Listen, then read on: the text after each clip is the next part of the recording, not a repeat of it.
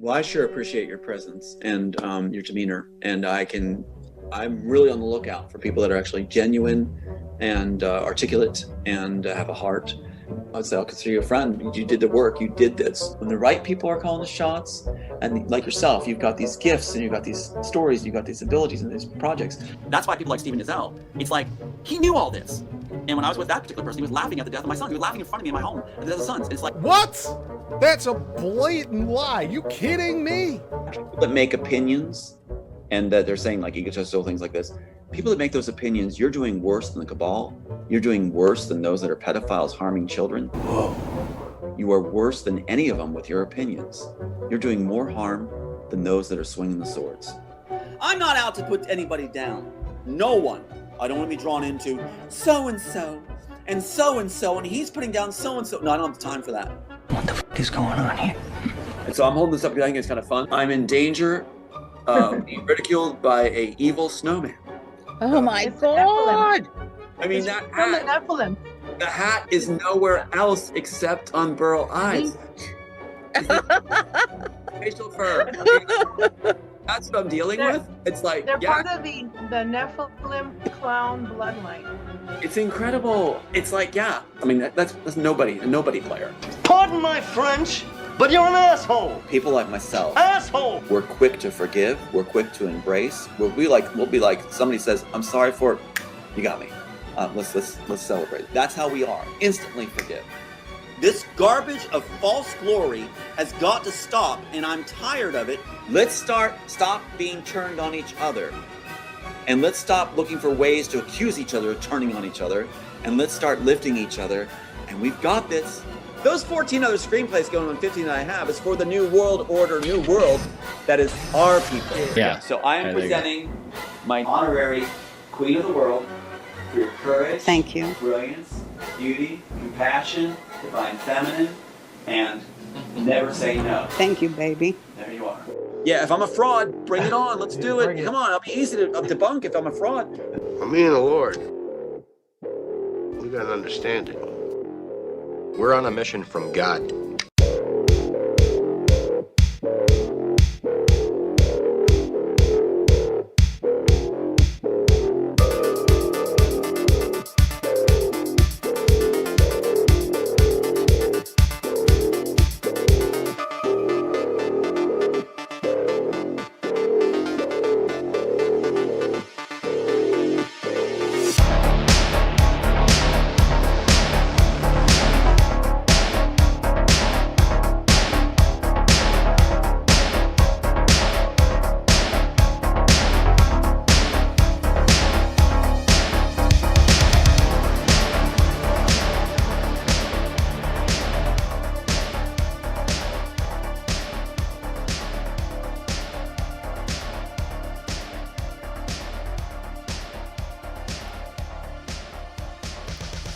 Welcome to the Yissilmissil Productions channel.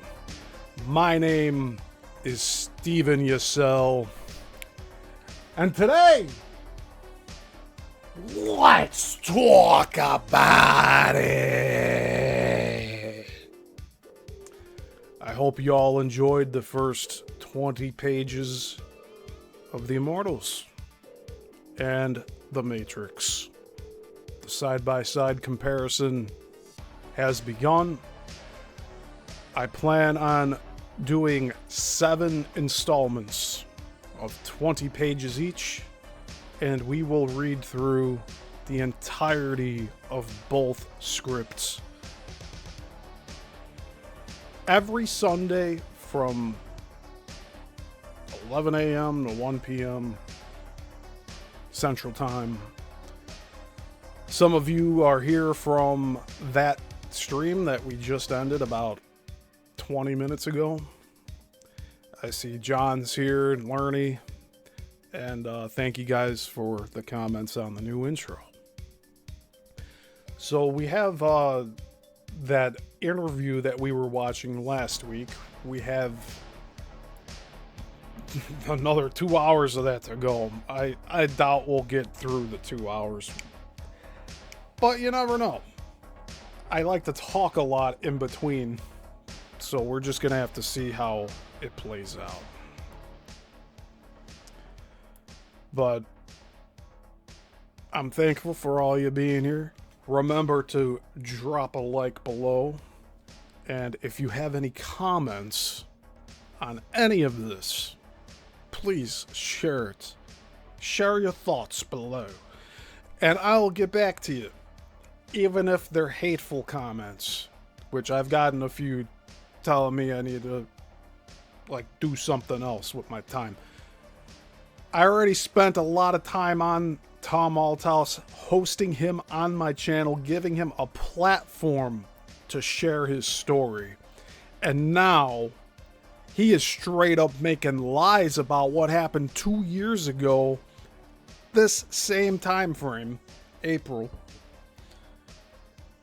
You know, when I visited Tom at his house in Texas 2 years ago, it was the weekend of WrestleMania 40.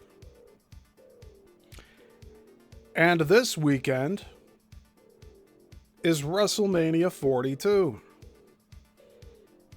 The nickname for WrestleMania is the Showcase of the Immortals. And I think it's quite fitting that today, for the first time ever, we all got to start hearing what exactly the Immortals has in its script. And thank you again, Tom, for giving me full permission to do so.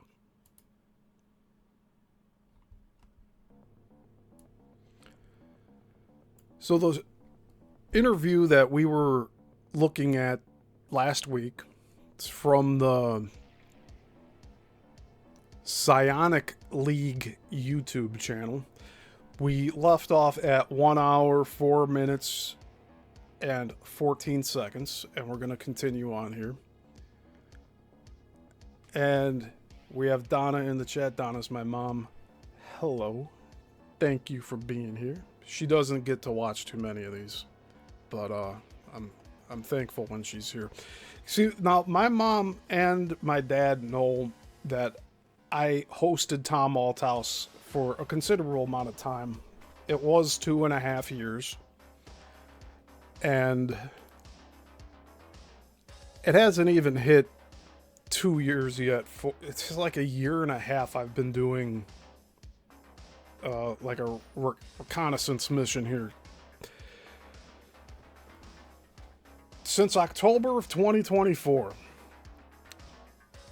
when Tom believed I was no longer needed in his mission, right? After I pointed out that he had several handlers around him that were claiming to be his close friends, all of that just, it was too much for him. You know, there's cognitive dissonance. It's when you have an idea in your head and then you're faced with new information about that idea, and they're conflicting ideas. And it's either you accept that new idea into your thought processes, or you outright reject it, which is what Tom did. So I told Tom that he had 2 handlers, Penny L.A. Shepherd and Michael Jaco. And both of them he is still talking to this day. So I don't know what to tell you about it, but he clearly wants to pick sides. And as you saw in my intro, he's very hypocritical and talks out of both sides of his mouth. So it's not like I'm forcing his hand to do anything. I was just trying to help the dude. But now he's going on to shows and making up straight out lies about my behavior, painting me as a disgusting individual. Who goes around saying that people are laughing at the thought of dead children? He clearly thinks that he could say that about me. And I'm sure a lot of these other hosts, they've moved on. Like I did a search here. Like there's a lot of these hosts. 6 months, 9 months. It's been 9 months since Roseanne had him on. I don't know. They just drop them off and they kind of move on and forget about it. Most of the time, it's a one and done. And you never hear about Tom again. So you'd figure Tom would want to give all the information possible in that one and done interview, right? No, he talks about the Neo character, the Smith character. He's not naming them. You have to compile multiple interviews in order to get this information in the correct format. So anyways, there's the first 20 pages up on this channel. Look for the Let's Read the Immortals video. It's all there. We just read through it. It took us 2.5 hours to get through 20 pages. So now we're going to watch more of this interview from last week, which is actually from March 17th of last month. But we're just getting around to it now. And, yeah, it should be a good show for what we're doing here.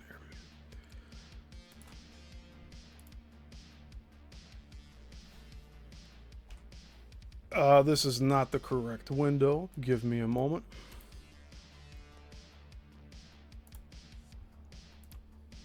But yeah, we're streamlining this so that everyone can get caught up on what's going on. And we're correcting the record because Tom is a liar on many fronts.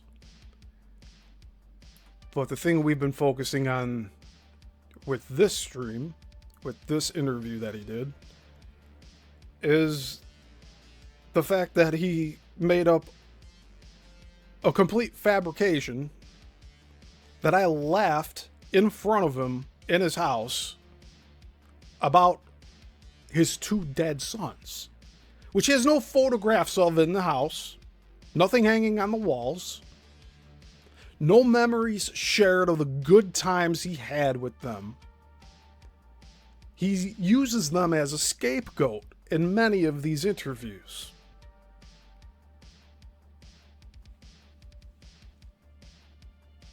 Lerny left a comment on one of the reels.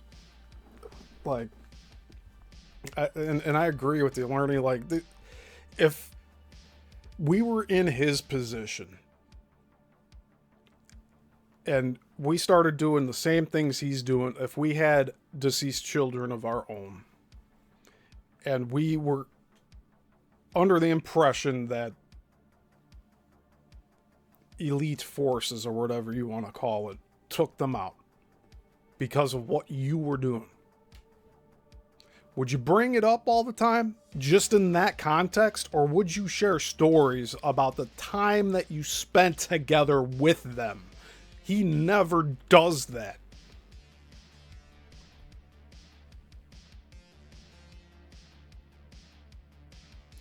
It's wild, man. I don't know what to say. But let's continue on here. I put it 4 seconds prior to where we left off, so it's pretty accurate. I am putting it back to 1.5 speed so that we can get through this faster.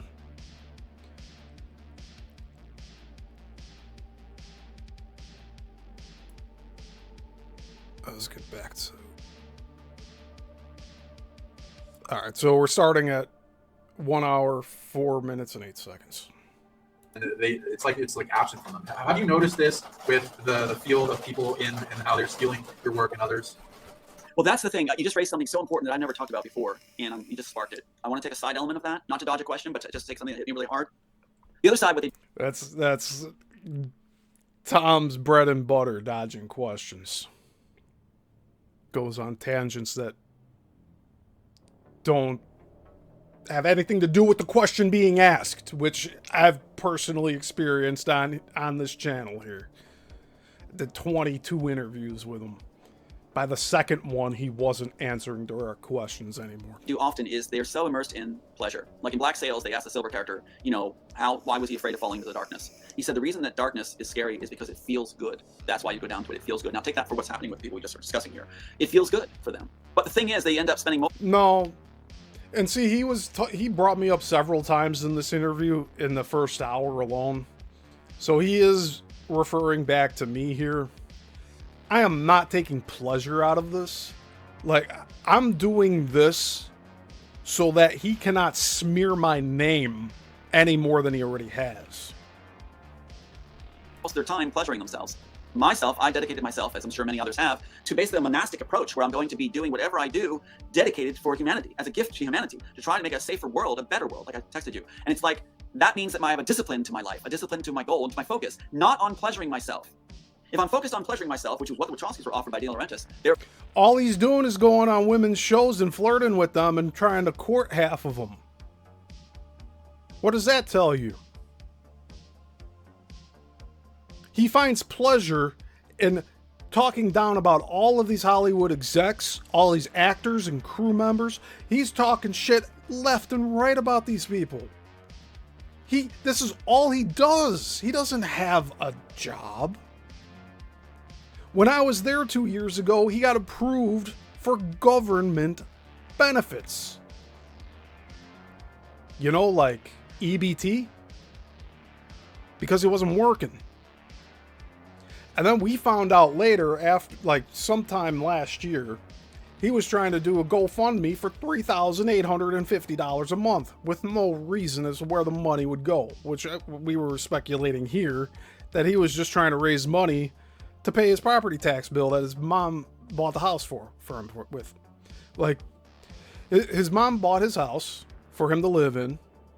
This dude's 60 years old, 60 plus. I don't know. Profits they were promised when they failed at everything. I said, dropped out of school, failed their business painting contract. Their mom said all they did was watch or read comic books.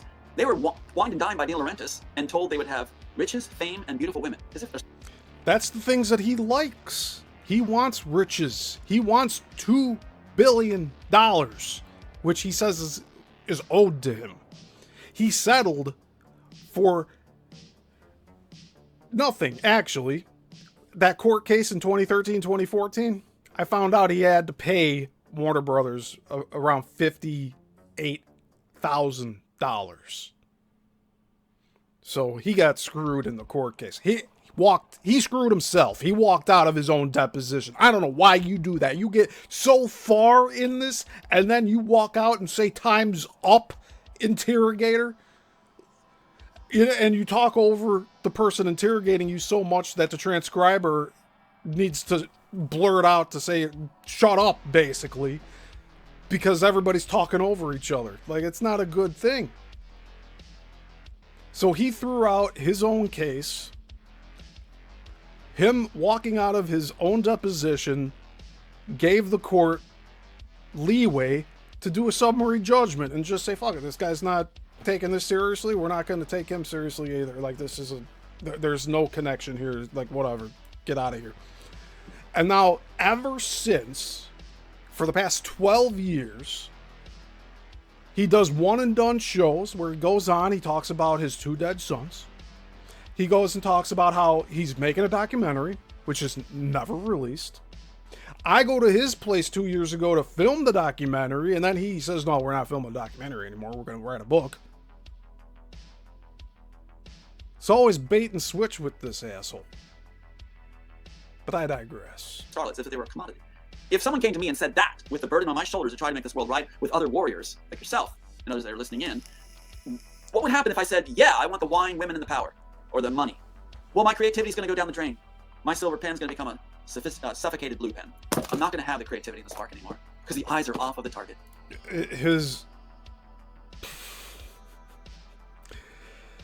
It's already happened, Tom. You've already lost sight of your target. You've strayed away from whatever creativity you were using to come up with your stories. I don't know what you're doing right now. I don't know what he's doing other than going on these shows, talking on the phone with people about these shows. These one and done shows. There's the Michael Jaco show, and then there's the Penny L.A. Shepherd show. Those are like the longest running shows now. The two people I told him are his handlers. He didn't like that. If I am going to be creating great work, my heart has to be transferred into the art medium. My passions, my life, layers of feeling have to be tangible and palatable for the audience. And I have to be serving them, not thinking what they can do for me. Wachowski's took it and did that opposite, the latter. I embrace the former. I look forward to the film actually being watched. So tell me this. We read 20 pages of both The Matrix and The Immortals today. With The Matrix, the script that was labeled the shooting script from March of 1998, how does that match up exactly to what shows up in the final cut? If he's claiming that they had the Immortal script in their laps the entire time they were shooting the film. Tell me that one. Makes no sense. He's going off of somebody calling him and telling him, oh yeah, that's what happened. For all he knows, that's another handler that could have been saying something to him. Or somebody just messing with him. Yeah, Tom. I saw it all. I was on the set. Please keep me anonymous. But he's not going to think about that, is he?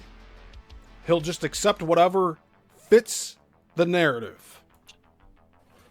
And what's the current state of everything in things you're doing right now? You're gonna try to remake or make a better one. And what's the current hurdles you're facing, and how potentially we could help releasing those blocks?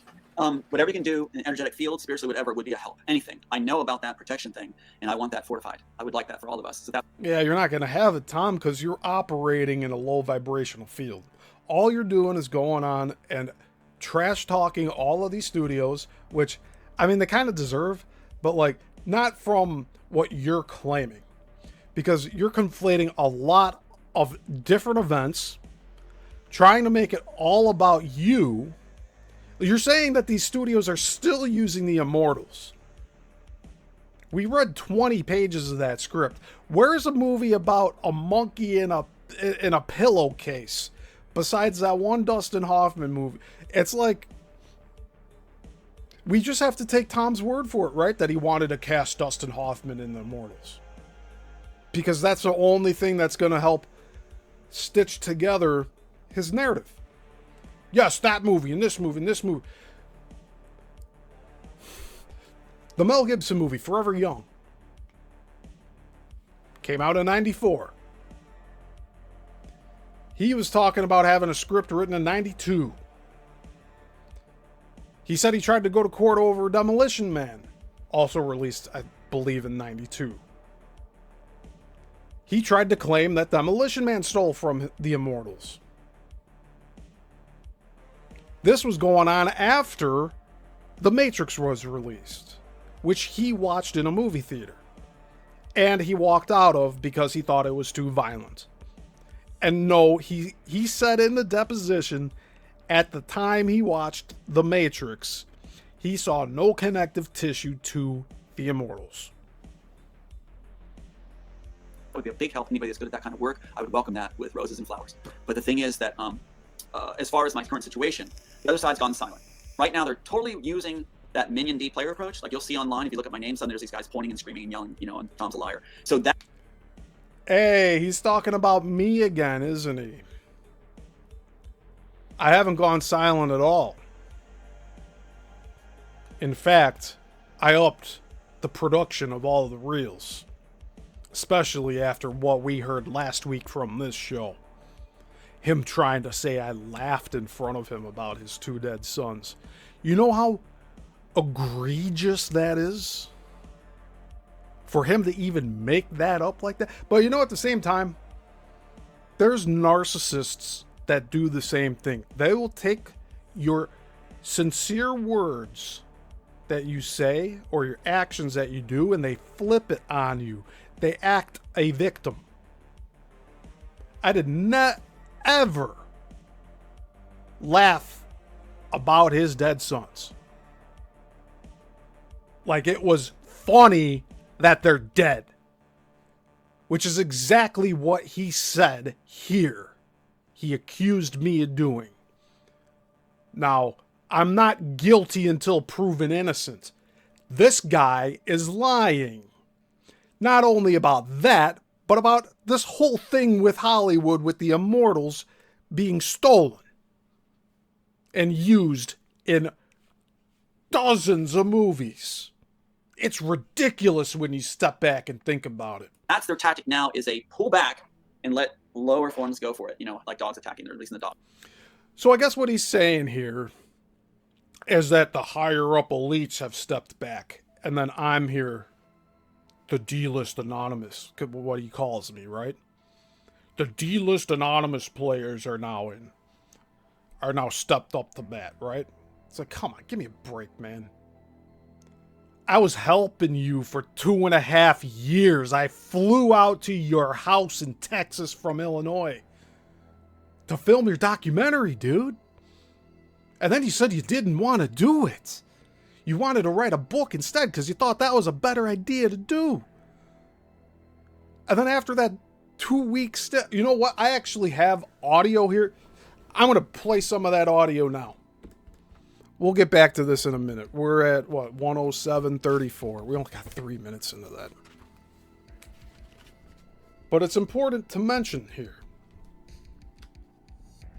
I have audio from the last day I was there. Meaning the next day I left. Right? So I'm there for 2 weeks. For some reason he thinks I laughed in front of him about his 2 dead sons, right? So you'd think if that happened at any point during that trip that I was there, it would have happened before those last 48 hours I was there. Right? It seems reasonable enough, right? That's when that would have happened. Let me get this queued up. Because I had an audio recorder that he knew I was recording different conversations we were having. I went and got approval, basically. I'm like, you okay if we record this? And he's like, yes. So, not much else I could say.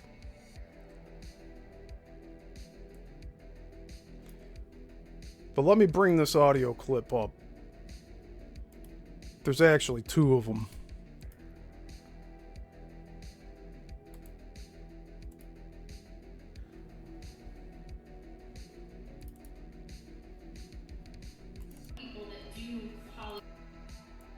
Okay. We got it ready. So this first one's 1 minute and 32 seconds.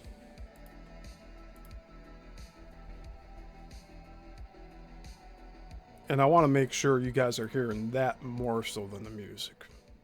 So I'm going to turn it way down. All right. You ready for this one? This is from... Oh, man. I need to be very accurate with this. Give me a moment. I gotta go back in the folder here.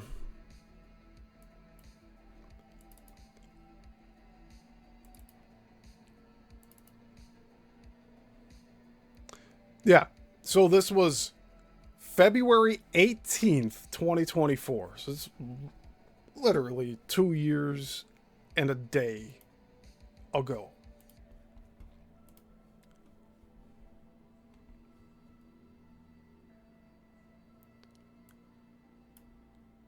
We got this ready. All right, let's hear what's happened. So to give some context here, I was on...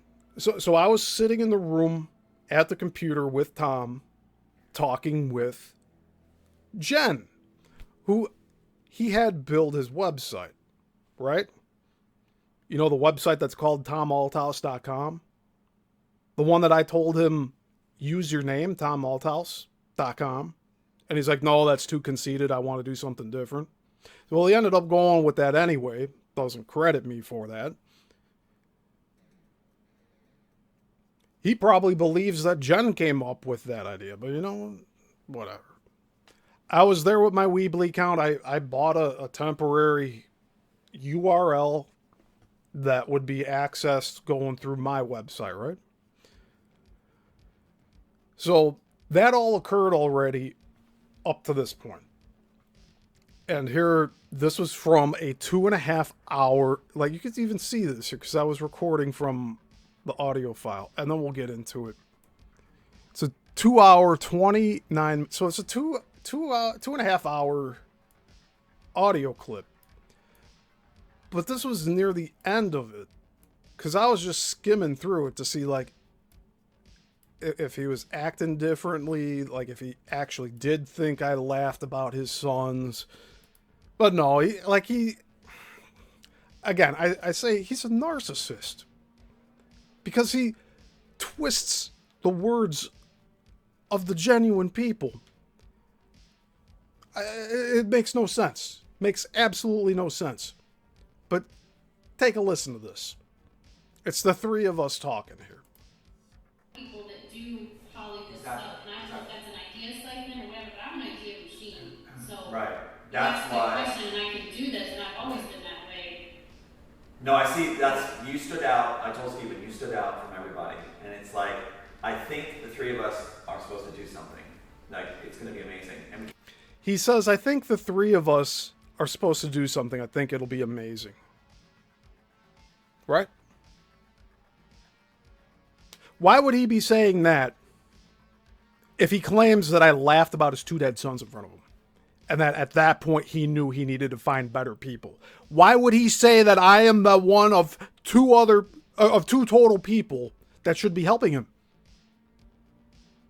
If that were the case, that if I laughed about his two dead sons in front of him, why would he be saying I'm one of two people that should be helping him? can generate not only a system for writing that's going to work and help you free people up and get the right components needed for that technically, but also our stories out. So it's very important for our stories to be told now. Like you held up a bunch of pages. So yeah, let's get it. That's only the ones I have an ADD boxed and put away in a Doom box. So I mean, I could probably go back and find my notes. And what's going to happen is it'll be a fresh start with the process we have now. You'll be simply telling friends your story. You'll be telling friends in whatever order you want, whatever comes to you. You can rest, eat your favorite foods, and suddenly you'll be like, oh, I just remember this part. And you tell us that part. And we record that part perfectly. So we get that part down, the one that wants to be born at that time. Then you go back, and another part will come up. And then you got these gems that are solidified that you don't have to search for. You've got them down, and that will encourage, through any trauma too, it'll encourage other gems to come forward. So, and the pieces will fall together. Beautiful. Yeah, that's how the process will work. Okay, so that was the first clip. Now let me get the second clip ready. And it's from the same exact audio.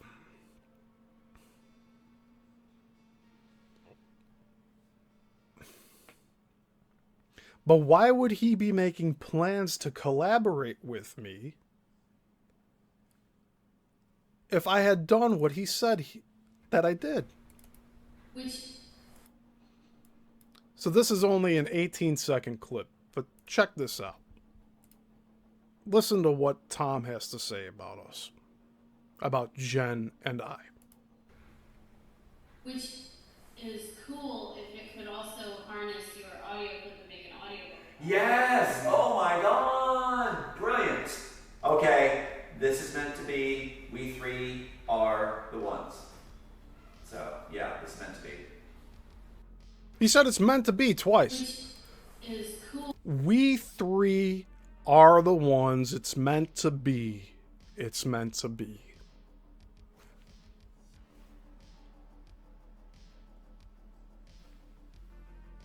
Now, would you say that he's being deceptive here if what he claims about me is true? Why would he lead people on like that if I did what he claimed I did, which I didn't? He was ready to move forward with everything he wanted to do with me and Jen by his side.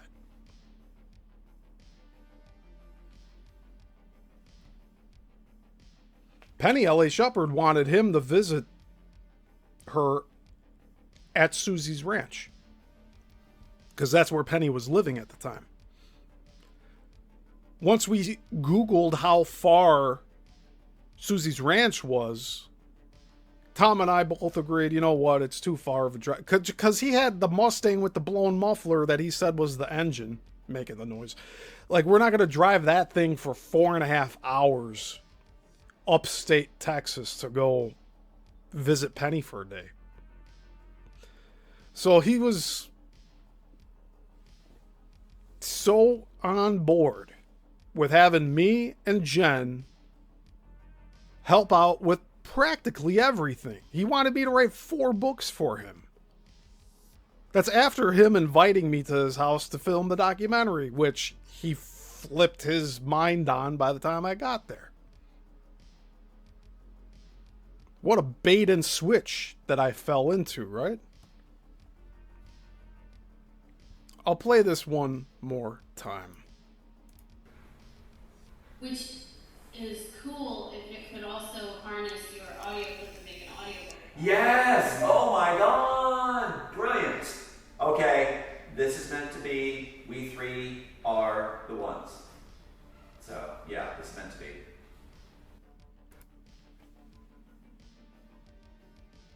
Why would he be saying that if I laughed in front of him about his 2 dead sons? I'll give you the answer.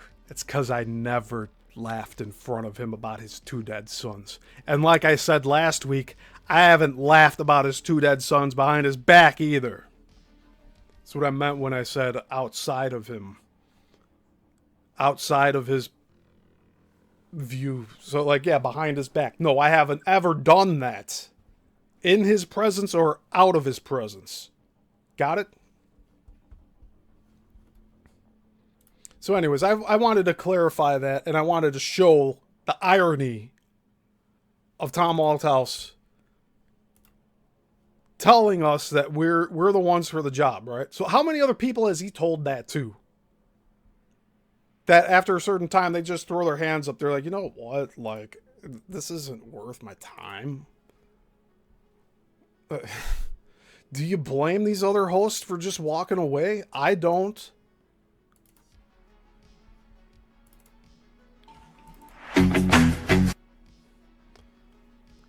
So we're going to jump back into this show we were reviewing.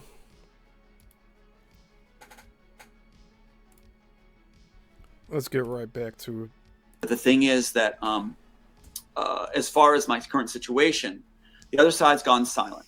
Right now, they're totally using that Minion D player approach. Like you'll see online, if you look up my name, suddenly there's these guys pointing and screaming and yelling, you know, and Tom's a liar.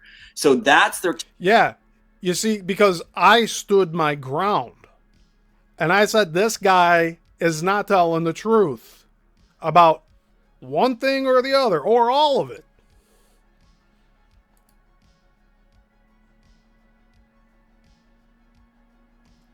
And all he has to say is, get a life, you man, baby. That's all he said to me directly. But then he goes on to all these other shows and talks crap and makes fun of me and like about my looks. He doesn't address anything I'm saying here. What does that tell you about him? Tells me he's a fraud. Because he can't genuinely answer any question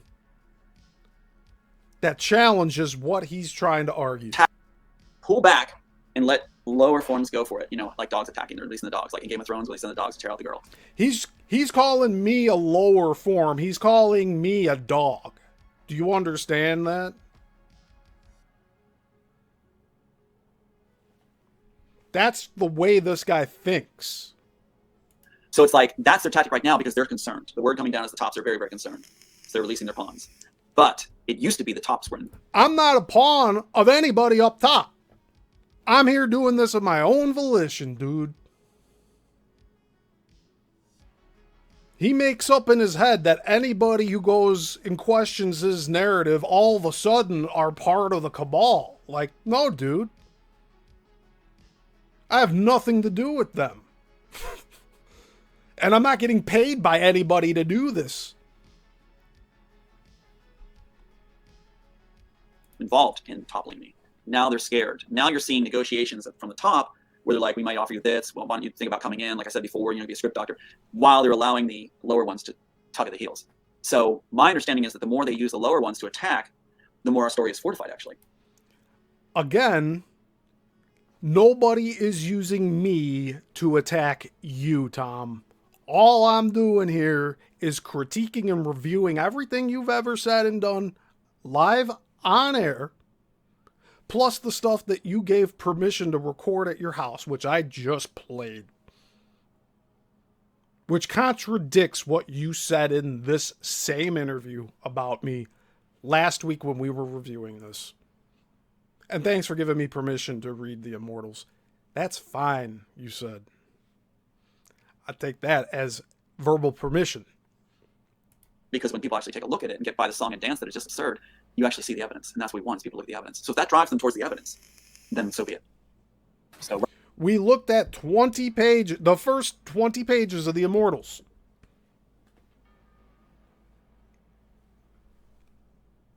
I, along with my viewers, didn't really see any connection, some solid ironclad connections in those 20 first pages, dude. So what does that say? Oh, they lifted material and mixed it up? Dude, you don't even mention your characters' names in the context when you're speaking about your script. You use the Wachowski names when you talk about your script. You say Neo instead of Jim Reese, which is the character in your script. Jim Reese is your character, not Neo. Kurt Berenger is who you mean to say when you're speaking about the Immortals, but instead you say Agent Smith. What, is it so that the listeners of these shows can put it together easier? No, you are not addressing that your characters are named the way they are. You're just straight up saying the names the Wachowskis used to further validate whatever points you're trying to make here. I would be using my characters' names all the time if I was in your position and this was a real thing that was going on. Jim Reese, aka Neo. Kurt Berenger, aka Agent Smith. You're not saying this on air. That's a big problem. Right nice. now, yeah. Oh, go ahead. Sorry. No, I'm just saying, if that makes sense, that's where I'm at. Yeah, sure. And for people wondering about the noise in the background, it's hailing like crazy, and I'm in Mexico. That's crazy. It's near the equator. But so I'm taking that as a nice sign. Yeah. So going to more stuff. Are you aware of things like Mandela effects? Yes, I've heard about this. I don't know all the details of all these things because I basically, to survive, I focused into my corner of the work, the Neuralink and everything else, like you said. I've been focusing on that. And like the Tom tried to say that he came up with iPad and that it was in his script. So we went to that page several shows ago, and we did today as well. We treaded over that same material earlier today in the first 20 pages. It is a device the size of a clipboard. Probably the thinness of a clipboard too, right? But has buttons on it. Not an iPad.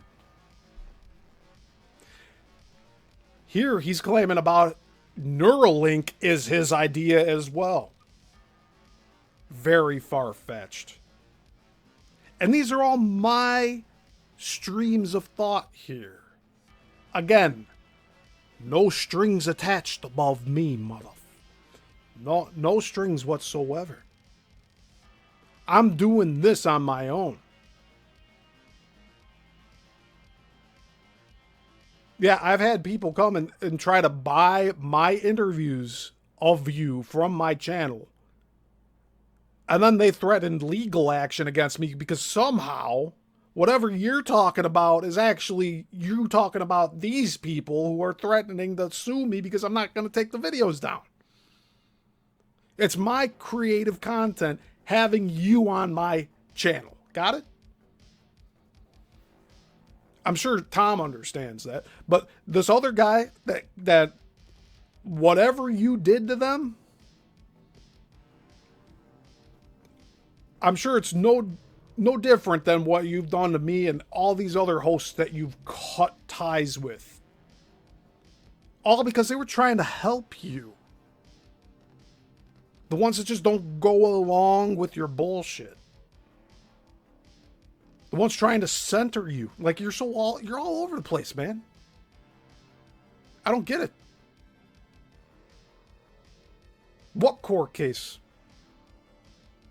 What movie? It's not being made. What crew? What crew do you have that's going to make it? Where's that GoFundMe for the $3,850 a month? What money was going from that? And where was it going?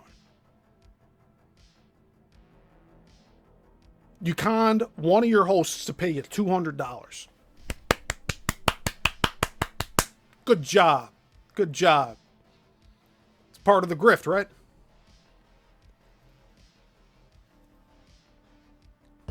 Get less than 10% of what you're asking for, and you pull the plug and you call it a success. That's you, Tom Althouse. And on the curtain. I'm focused on the curtain. So it's like... So the reason I bring that up is because there's a lot of theories on what Mandela effects is. And my current one, and tuning into things psychically, there's a lot. There's misremembering. There's temporal adjustments to the timeline in like a garden, and all these other timelines create, and sometimes they collapse in and merge or get taken out. And there's different perceptions on that and then people that because I've heard stories that go into like craziness that can't be anything else. Now there's some certain movies have more multidimensional functionality to them and displacement in time, meaning they are changeable. And every time I see The Matrix, it's like there's new scenes that I've never seen before. As well, did you know that the Bible mentions The Matrix 5 times? No, I did not. I'll read some if you want. See, now, along with Tom having this questionable story, you know, his life story and all that, and it's very spotty when he recollects what happened. You throw in some real mysteries like the Mandela effect and the Matrix words being in the Bible. And that's where you blend in Tom's BS with real world topics that have validity to them, and it crosses over.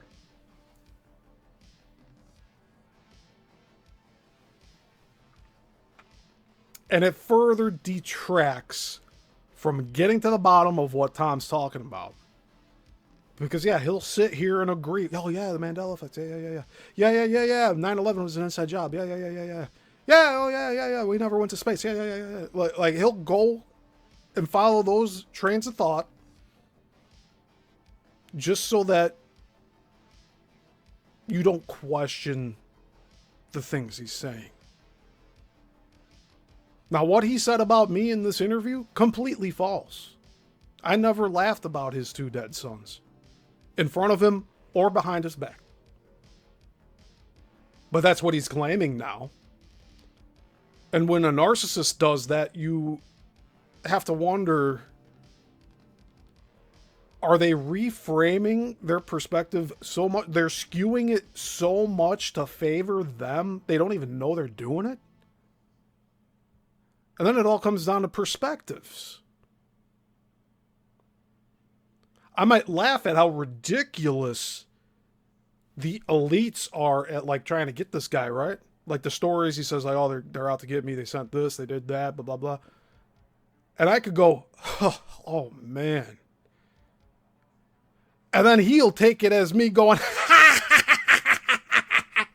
No. Two completely different emotions. Two completely different reactions. But he'll take that. Man, that's wild. That's terrible. I can't believe they did that. They'll take that. They'll say that I was being sarcastic, or you're being sarcastic saying that. But they'll wait until time has gone by until they bring that perspective up. And in the meantime, they'll play like there's nothing wrong.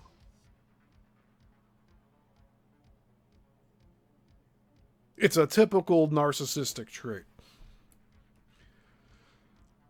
Lerny in the chat says, in the Bible, matrix means womb or place of origin. Has nothing to do with simulations. Yep. That is true.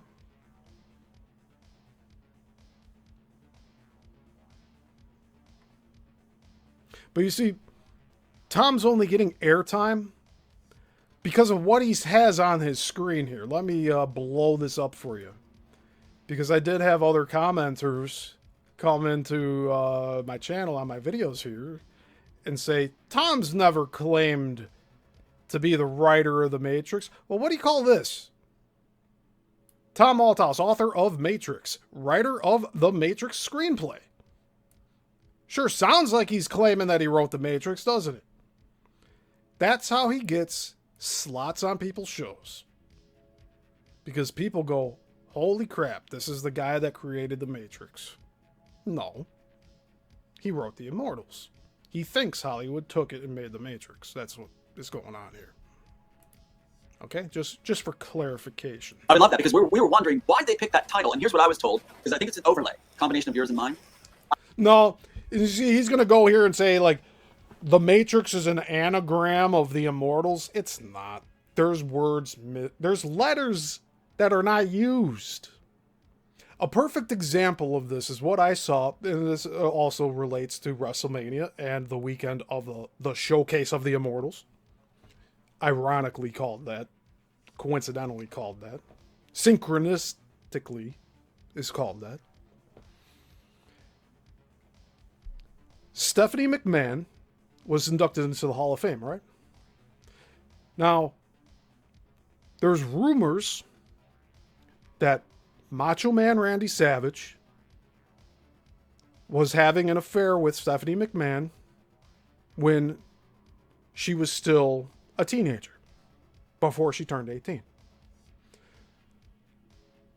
Somebody on Facebook in the comments wrote, hey, if you rearrange the letters of Stephanie McMahon, every letter is used to create the sentence, the Macho Man penis. Now that's wild, right? That's wild. But all the letters are used. Stephanie McMahon, the Macho Man penis. It's all the same letters. This guy is trying to say they took some letters from the Immortals and added an X. That's not how it works. That's not how it works. You have an extra M. You have an extra S. They're not used. It doesn't fall into that category. All the letters have to be used if you're making that deciphering, right? And that's not what's happening here. But he's about to talk about that here. So let's just hear what this asshole has to say about that. I was told they took the Immortals title, right? And to mock the author, like they put all that stuff, they can, if you go to tomalthouse.com, anybody can look this up, the inserts where it's like the train, my name, my high school, my dad's name, as I said, it's all there. It can't be refuted. And ChatGPT, the one girl that did my website, she looked it up. It was 1 in 333 trillion was the odds that would be accidental. You know, so it's like, you know, authors, all stuff. But look at the Immortals, and how many letters do you get to spell out Matrix? So what the Wachowskis did was they tried to be clever and rearranged the letters of the title to get Matrix by adding an X, which went to the guy who took the tech. Well, the O isn't used either, is it? The L isn't used either. So you have an extra M, O, L, and S. And you add an X. That's what he's trying to say here. And since this guy's a first-time interviewer of him, and probably the only time, I mean, they pontificate about doing 15 episodes together. Again, Sean Bond, if you're listening to this at all, like, run away. All you're going to do is have your time wasted and then having to try to go and reclaim your name because it's getting tainted with this guy. That's something. Very So interesting. play on, it's like an anagram, whatever it is. So isn't that crazy? Yeah. Go ahead, go on. Yeah. Here's the passages from the Bible. Exodus 13:12. That thou shalt set apart unto the Lord all that openeth the matrix. Every firstling that cometh of a beast. Look at Tom right now. He is giddy to no end. Yeah, we're talking about the Matrix. It has nothing to do with his script, dude. And I'm betting that the Matrix is not even mentioned in the Immortals at all. Which thou hast, the male shall be the Lord's. And people, I look up like, what the hell does that mean? And like people like maybe like associated with womb or gates or something. I don't know how that makes sense, but whatever. There's another one. And it came to pass when Pharaoh would hardly let us go, that the Lord slew all the firstborn of the land of Egypt, both the firstborn of man, the firstborn of beast. Therefore I sacrifice to the Lord all that openeth the matrix. Oh my God. Being males, but all the firstborn of my children I redeem. And that's Exodus 13:15. And then Exodus 34:19, all that openeth the matrix is mine, and every firstling among thy cattle with ox or sheep that is male. Go ahead. See how he loves hearing this?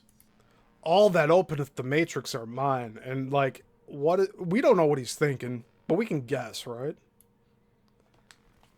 It's all mine. My name's Tom. It's all mine. I made it all. It's all mine. Like, that's how he's behaving right now. It's wild. It's what?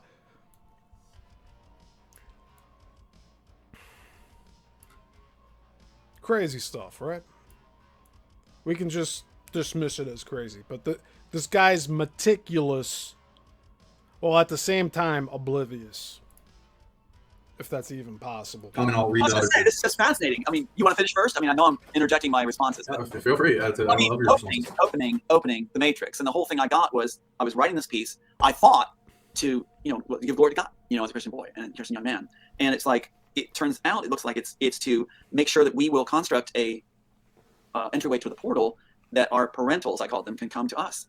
And what a reunion that would be. Parentals. So he talked about this on Roseanne Barr's show, and we covered the clips of it already. He thinks there's multiple gods. There's not one mighty true God, the Heavenly Father Creator. He thinks there's multiple sets of parents of gods. So this dude's not following Christianity whatsoever. And he claimed on Roseanne Barr's show that he is actually Jewish. Oh, so what a surprise. Yeah. So what is he? There's no such thing as a Judeo-Christian. It doesn't exist. It's an oxymoron.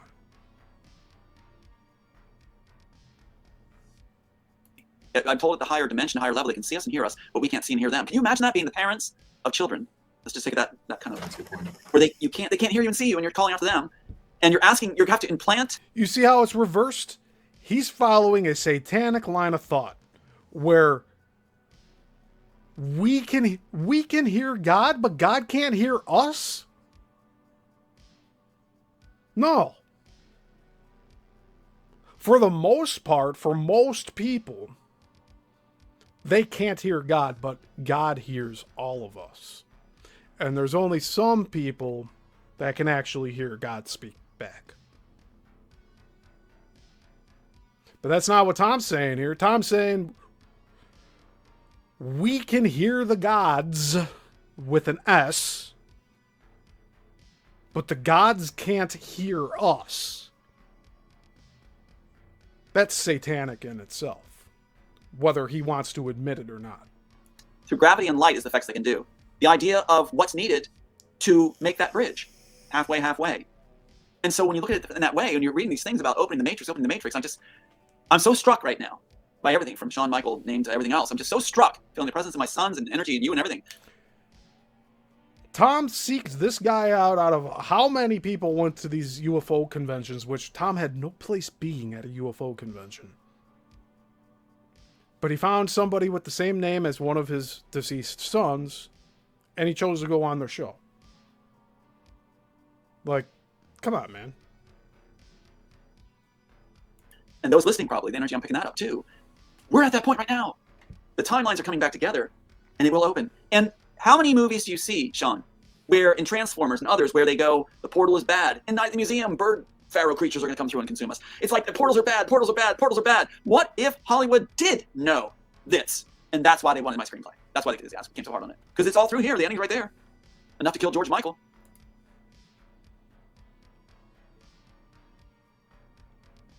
I'm doubting George Michael was killed because of Tom Althouse. It doesn't make sense. But he'll cast you out if you say that. Keep that in mind. Because he was the best witness of the work being done. If you look at the end here, it says, he read this before we submitted. I gave it to him to check. See at the bottom there?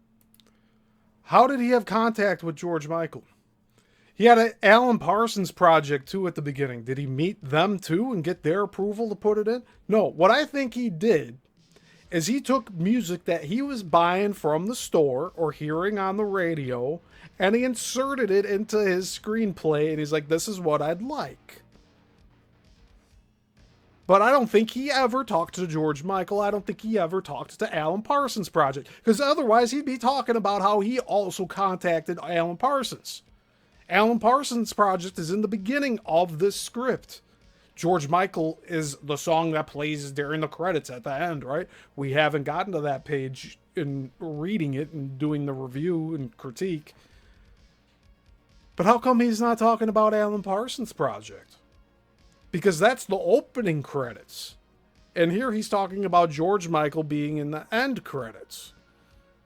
And that he personally sent this script to George Michael. And that George Michael gave him approval. George Michael was... he was alive when he was doing his court case in 2013, 2014. Why didn't he bring him in as a witness? Tom can't blame everything on the state-supplied lawyer that he ended up getting because he had no funding to get his own lawyer. He chose to do the state-sponsored attorney. In a way, it's his fault that his attorney ended up being from Warner Brothers. The state-supplied attorney, if you wanted an ironclad case, supply your own attorney that you know is not compromised. Right? I think I'm asking some valid questions here. So he read the full script in 1993 before I submitted in 93. Certified mail, tracking receipt, everything from the Boyd & Boyd law firm. They sent it in. He read it all to give permission to use, praying for time. And the words he said, Sean, was, well, submit it with it, and we'll see where it goes. Remember his phrase, see where it goes. So he read the full script as the best witness that this was done. So it was a mail, by mail communication. You see how he set it up like I got the impression he met with George Michael here.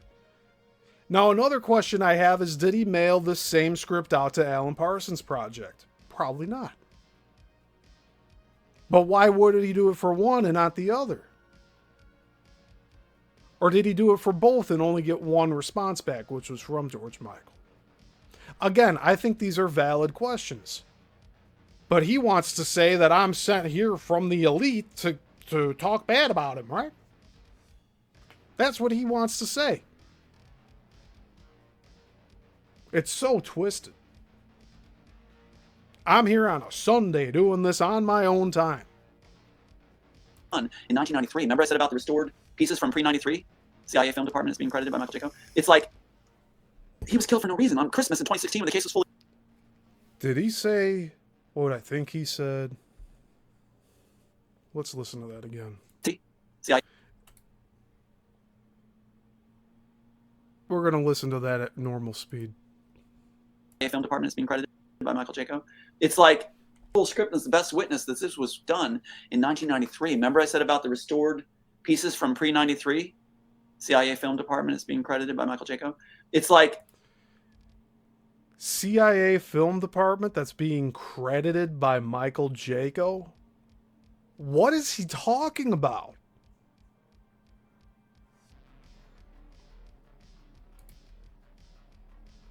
Michael Jaco's the guy that he's meeting up with and doing interviews with now. He's been. He was doing them before I did the first interview with Tom. I don't get it, man. That's why I said he's your handler, dude. Former CIA, Michael Jaco? Your friend? You just like everybody that glows in the dark, don't you? he was killed for no reason. On Christmas in 2016, when the case was fully thrown, they say his heart gave out, which in black sales, they say the heart gave out when you're murdered. So he was the best witness that the work was completed. And so why did they take him out 2 years after the case was dismissed? Why didn't you use him as a witness in your case, Tom? Why didn't you contact George Michael and say, go on the stand and vouch for me? You didn't do that, did you? Did you leave it in your lawyer's hands? The state-sponsored lawyer? That would probably do the bare minimum to help you? Again, valid questions. Invalid accusations from Tom about me. Tom is a liar. Tom is a grifter. Tom is a fraud. 1993. Take that, Stephen. So what we got is... So he was the best witness that the work was completed in 1993. Did he just say, take that, Stephen? Really? Did he just say, take that, Stephen? Because that would be another reference to me. Let's hear. Take that, Stephen. Which in black sales, they say the heart gave out when you're murdered. So he was the best witness that the work was completed in 1993. Take that, Stephen. So... Wow. So he thinks like he has a gotcha here. Like he has a gotcha moment on me. He's talking directly about me. This isn't a, oh, I think he's talking about me. No. Michigan J. Frog, same song and dance. Yissilmissil Productions, Stephen Yisel, he's talking about me. I am him. Take that, Steve. Dude. You didn't dunk on anything here. Hey, Andreas, good to see you here. This takes a lot of energy out of me. I don't like having to defend myself like this. In fact, I've been on the offense for quite a while until he brought this lie up about me on this show. And he's sitting here saying, take that, Stephen. He was told not to talk about me. He can't keep his mouth shut about me, can he? Which in black sales, by Michael Jaco, it's like... Listen. He was killed for no reason. On Christmas in 2016, when the case was fully thrown, they say his heart gave out. Which in black sales, they say the heart gave out when you're murdered. So he was the best witness that the work was completed in 1993. Take that, Stephen. Why wasn't he on the stand in 2013, 2014 for you? Why'd you walk out of your own deposition?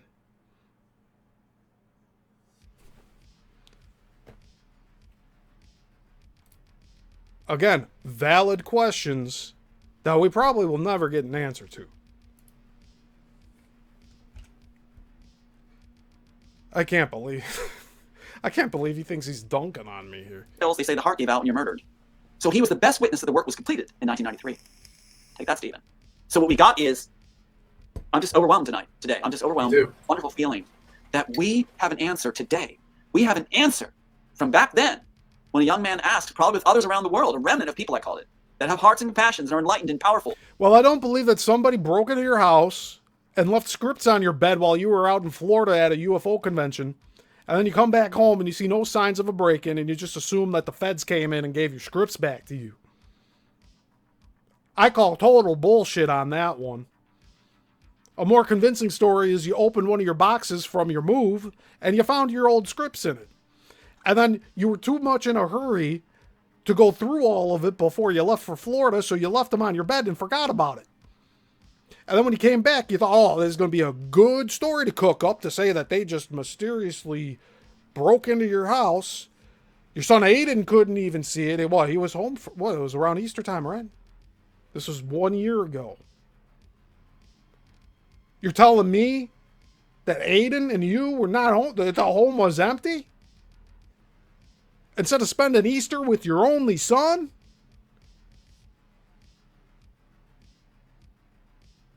You're at a UFO convention in Florida, and the feds break in and give you your scripts back. I call total bullshit on that. Other people eat it right up. Oh my God, oh yeah. Oh, I can't believe they did that. At least they returned them. That's good. That means that they know that you're on the winning side and they want to be on the winning side. No. I'm not buying that bullshit anymore. I didn't buy it when you said it last year. At that point, it was 6 months where you refused to iron things out here with me. What went wrong? You could have talked to me about how you didn't like that I called your friends your handlers. I called 2 people your handlers. One of them while I was still talking to you, and the second one, Michael Jaco, afterward.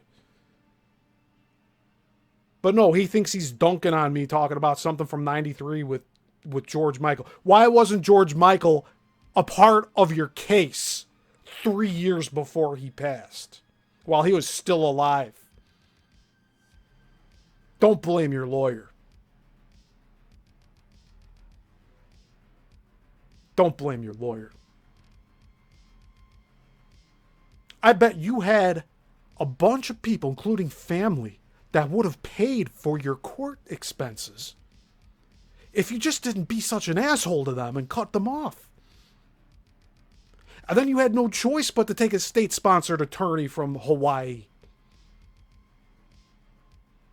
because that's where you were living at the time. Not to mention you were in Canada, you were also in Virginia, you're in Texas. Why all the moving around? How can you afford to have all of these different houses at different points? I don't even know people that have that many places. And some that are in a worse position than you are right now.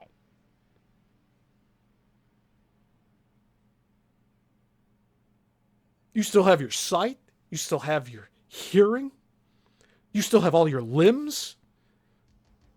You still have your daughter and your youngest son. You don't talk to your daughter. You call your script your baby girl. You have a daughter, an adult daughter, and you call your script that's probably just as old your baby girl.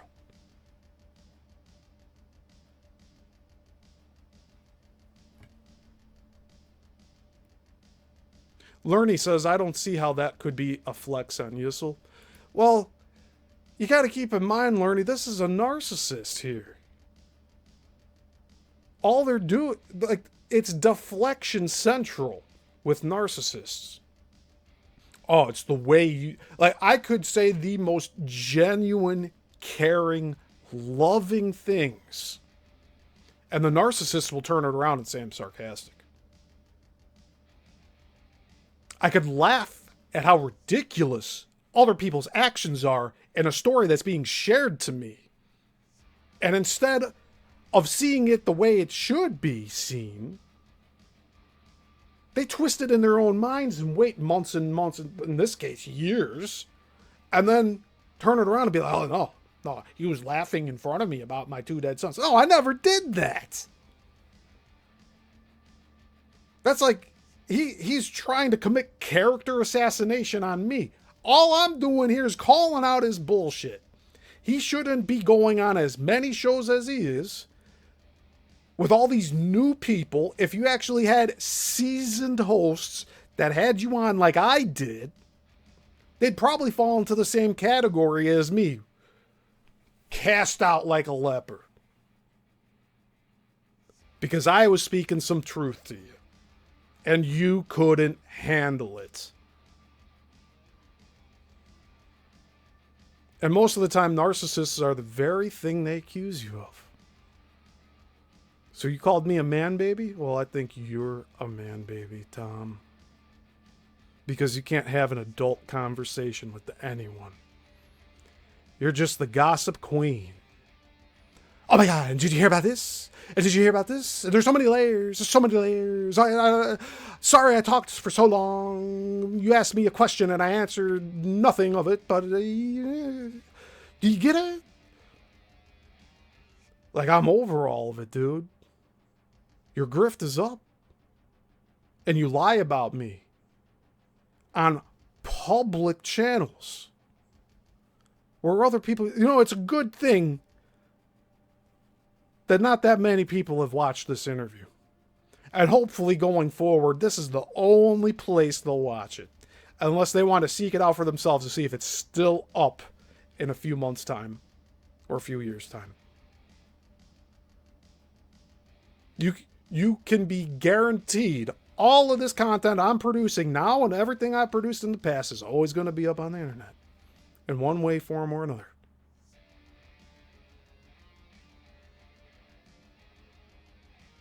Keep that in mind, Tom. For all of you new here watching my show today, I suggest you go back and watch the intro to this show. And I will play it back for the outro as well. But it just shows how hypocritical Tom is. Because in one moment in time, he'll say, you're one of the few people that get it. You're so genuine, and your questions are challenging and honest, and your work ethic is strong. But no. Now, I'm a D-list anonymous nobody. I'm a dog. Like, you hear the things he's talking about me now? You hear how he's talking about me now? It's because I called his handlers out. He didn't like hearing the truth. It's like he took the blue pill from the Wachowski's Matrix. He plugged back in. Woke up in his bed and believed whatever he wanted to believe. Right? He chose to not follow the white rabbit. Oh well. He used to call me the Morpheus of his story. He said, you are part of the story now, Steve. Oh yeah. But you know what? You've put me in such a position here. And now you're trying to paint me as the bad guy here. But yet you go on all these other shows talking about unity and how we have to stay away from division. Dude, why didn't you try to patch things up? Oh, that's right. You thrive off of division. You thrive off of it. That's why you had to pay Warner Brothers $58,000 of your own money. If it even was your own money. Did you make your mom pay Warner Brothers $58,000, Tom? I'd really like to know that. If you made your mom pay $58,000 for a court bill to Warner Brothers because you walked out of your own deposition because you said you had the flu or whatever the fuck you're in the zone. Talk about football for a moment. You have the football. The field is clear. You see the end zone. And you throw the ball at one of the opponent player. One of the opponent's players. And you let them run the other way.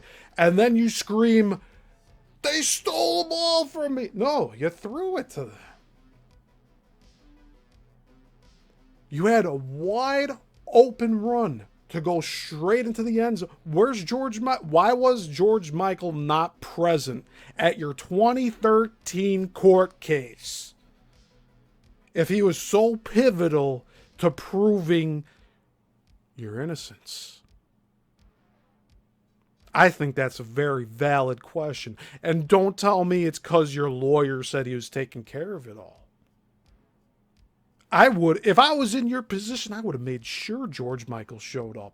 I'd be like, hey, man, what do I have? Do I have to fly you out here to the court case? I need you here so that I could win my case. Remember that script I sent you? Yeah, well, they shredded it to pieces and they used it.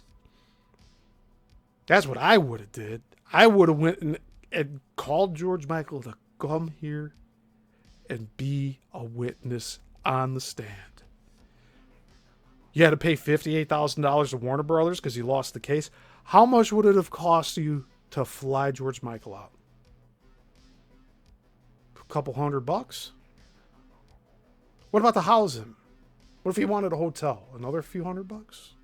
What if he needed to stay at a hotel for a week? $1,000?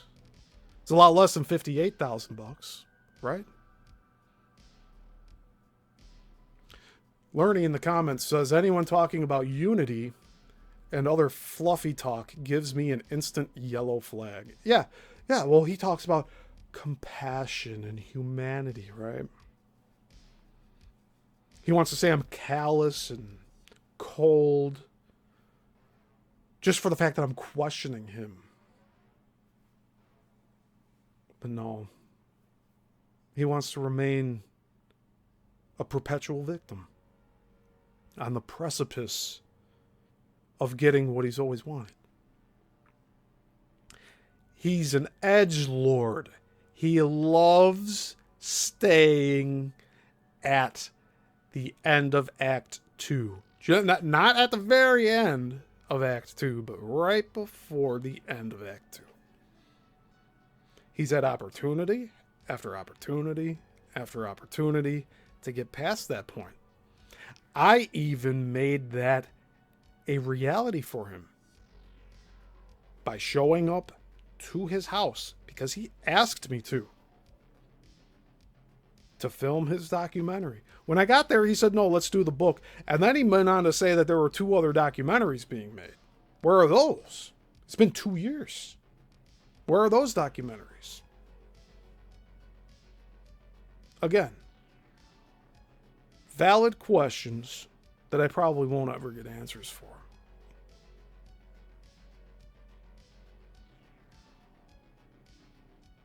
And all because I had questions.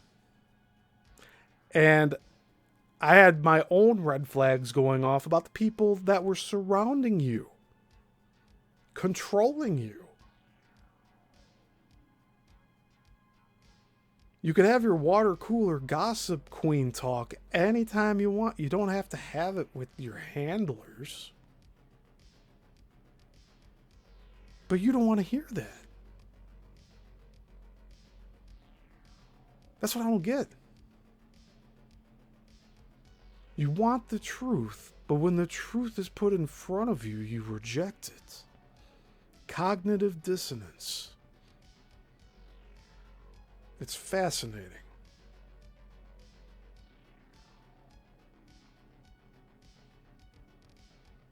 You can't help yourself, and therefore you can't help others. You talk about saving children. Have you saved a single child from the PDF file ring? Where are they? Why aren't they going on shows with you and saying, Tom saved me?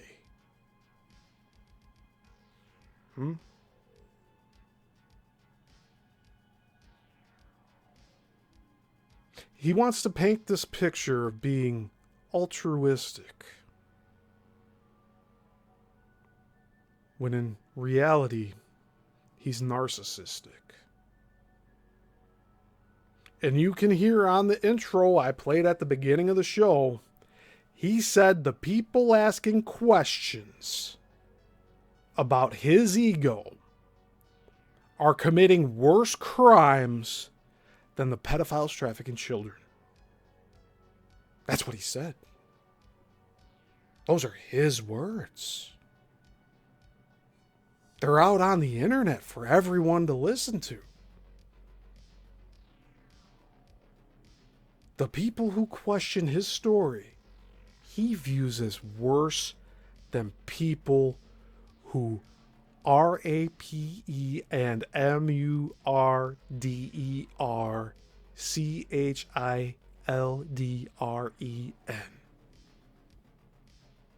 That's what he said. And that's probably what he believes.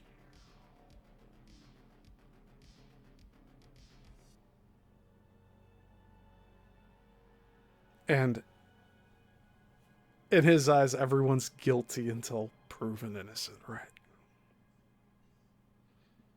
So there's absolutely no way I could prove that I didn't laugh in front of him in his house about his 2 dead sons. Yet, I can play the clip of audio like I did earlier on this show today, which shows him praising me and Jen and saying that the 3 of us were meant to be, it's meant to be, it's meant to be.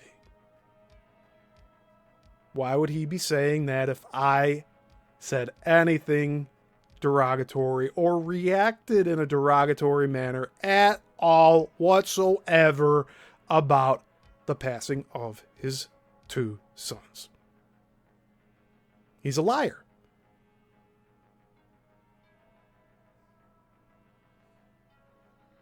Lerny says in the comments, to a narcissist, truth doesn't matter. Perception does. Yeah, it does. That's why, in other instances in my life, I've told a narcissist, everyone loves you. What are you doing? What are you doing? Everyone loves you. Why are you acting like this? You know what they did months later after ignoring me for that time? They said, you said everyone loves you. I said, yeah, and I meant it. Like, oh, no, you. The narcissist believes that you're trying to hurt them when you're saying positive things. They think you're being sarcastic. I believe Tom is a very troubled individual. The claims he makes are very grand. I wanted to believe they were true, because I have my own biases about Hollywood. The truth that Hollywood is destroying people, that truth, he's using it as a crutch to support his own fabricated stories, including the ones he makes up about me. You ever think about that? And I said before, if he's doing it with me, if he's saying these things about me that aren't true, what other things is he saying about people that aren't true? How many others has he tried to throw under the bus because they tried to take him to a place that he was uncomfortable with, that would have helped him grow as a person and an individual? Yeah, realizing your closest friends are your handlers. I had some of those in high school, in college. People that told me that my ideas were stupid, to just do the shit they were doing. Those are handlers just as much as the people you're going on the shows with, like Penny and Michael Yago. Are they not? They told you to stay away from me, right?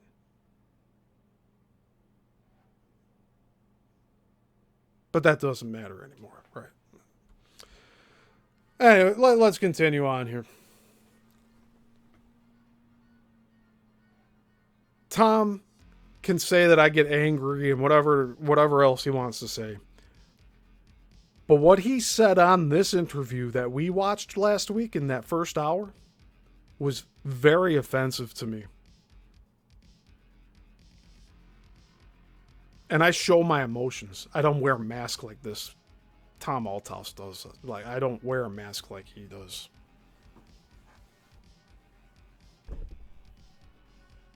The narcissist will lie up and down and pretend everything's okay. And then turn around and do this shit. We asked, can we prove ourselves? What was needed for them at that dimension to finally connect? And then the images came. And with that image, but remember I told you about the gold band, which man looks like you, the gold band, was a jointed three-armed device with a spinning plasma in it. And it was like a visual clue of the schematics, rudimentary, for what would make that engine turn. And then what came out after that? Contact. What do they do in Contact? Does Hollywood know? Well, in Contact, they have the spinning plasma thing, or the spinning ball, turn like a plasma thing in those arms. But they don't do it right. It's not the same, and it's overblown, as Hollywood often does. But I think they knew, because the vision I had was before Contact, of that very thing. But it was more simplistic, not so. So is he claiming now that he got a vision and then they used it in Contact? Like, are you serious?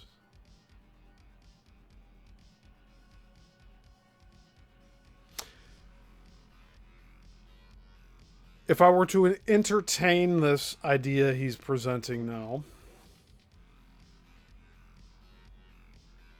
if anyone were to get download of ancient tech, it's not just going to go to one individual and that's it.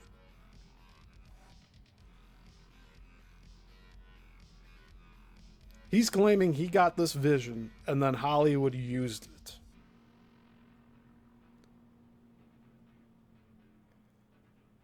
This is like treading territory of the wife having a dream that the husband cheated on her, and then she wakes up and hits the husband and be like, you cheated on me in my dream. Like, this is the territory we're getting into. Tom is having visions of ancient tech and then saying that Hollywood used his vision to make the movie Contact. Hollywoodized, overblown. Which a lot of makes. Go ahead. No, go ahead. A lot of that makes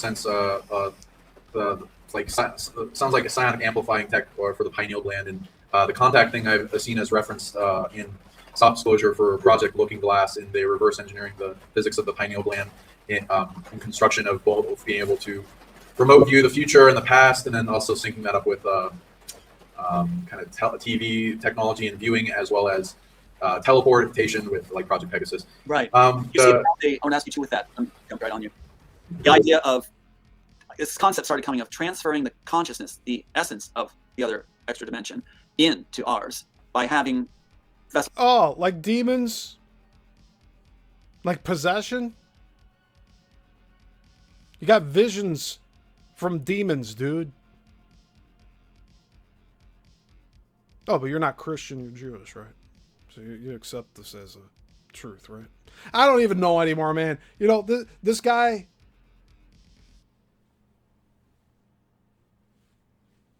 Whatever. I'm clarifying what's accurate here. And he's talking about me, about things that never happened.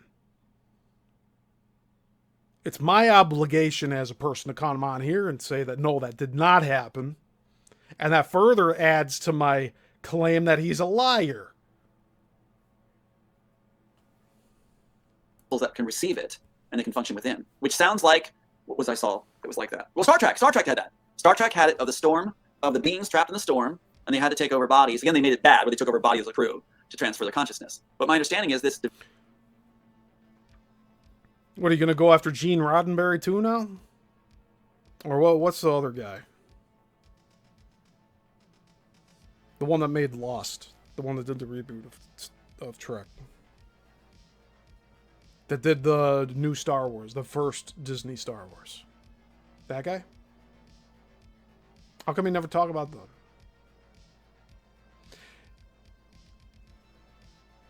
It's like he's using all these movie titles as buzzwords to get people interested in his story that has nothing to do with any of this stuff. Like I said, it's good water cooler talk, but what does this have to do with the Immortals? Of the beings trapped in the storm, and they had to take over bodies. Again, they made it bad, where they took over bodies of the crew to transfer their consciousness. But my understanding is this device might do that, allow the bridge to be more of a conscious transference kind of thing. Does that make sense? Rather than a physical body coming through the hole. I don't know. Anyway, there's so much I like to throw out to people here because you sound like you got your group. So it's like you've also touched upon the whole cosmic abandonment thing with the higher dimensional fathers or mothers and stuff, and how like people have grown with this wound. I also like that concept with the heaven and earth process, bringing heaven here, which we can definitely touch upon. And what your vision of seeing that is, because it seems like the mate. And I'll go into asking you more of your physics and belief on the Matrix, but it seems like the Matrix is both a cage, prison, kind of catcher's mitt for Sonics, limiter, harvester, and it's separated. He's giving them answers before he asks the question. And I don't think he even knows that he's doing that. It's us from other realities, other dreams, other perception that sometimes we may dream into. And I've also been taken to.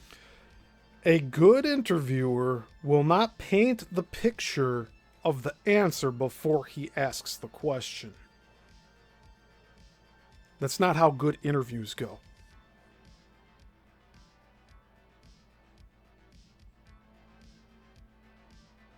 To all the ass kissers out there that believe Tom Althouse is 100% telling the truth about everything he's talking about, I want you to think about one thing. He lied about what I did while I spent my time by him to work on his documentary.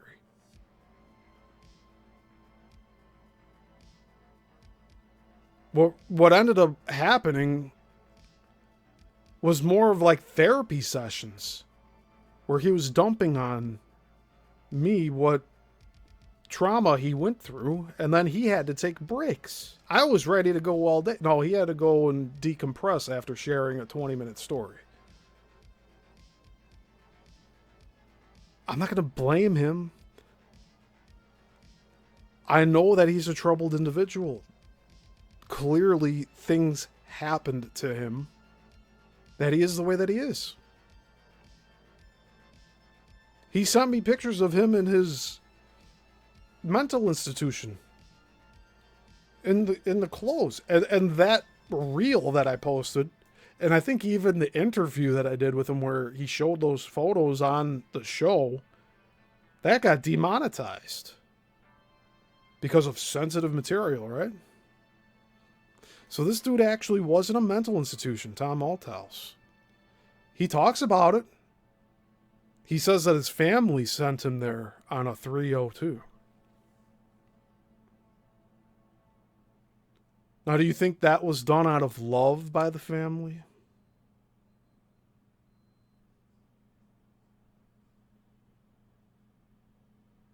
Perhaps. If he couldn't help himself, then of course his family would step in to get him the help he needed. But then, with all the conditions he has, including the narcissism, he'll turn it around and be like, no, they were trying to silence me. They were trying to kill me. Penny L.A. Shepherd also spent time in the mental institution, but she checked herself in, according to her. All these people that he talks to, like, I've... He's never met Penny. I met Penny personally. In person, just like I met Tom. I went and saw they were real, living people. And I say it exactly like that because if they're putting on a show, if they're acting, if they're not being their genuine selves, then yeah, I saw the living, breathing vessel that they're inhabiting, right? You want to get all spiritual here?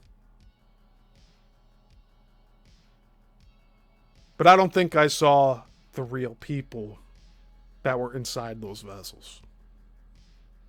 I saw the masks that they were projecting onto the world. Okay? And again, I'm here on my own volition. No strings attached here. I have no elites telling me to do these shows. There's no money coming in from anybody saying, like, go after Tom Althouse. Oh, there's none of that. I'm doing this all on my own, brother. You used to call me your brother, Tom, right? What happened? Why the cold shoulder? Why try to reverse things on me and say I ghosted you with a 5-minute window for interview number 23? When interview 1, you made me wait over an hour, where I actually did take all of this stuff down. And then once you got back to me, I put it all back up. Because I thought it was that important to have you get your story out on an already established channel. These are things I want everyone to think about.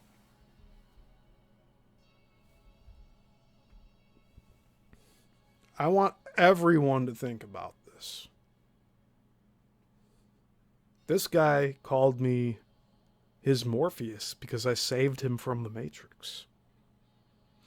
In his deposition audio, he talks about just wanting to move on with his life. This was 2013 he was saying he wanted to move on with his life.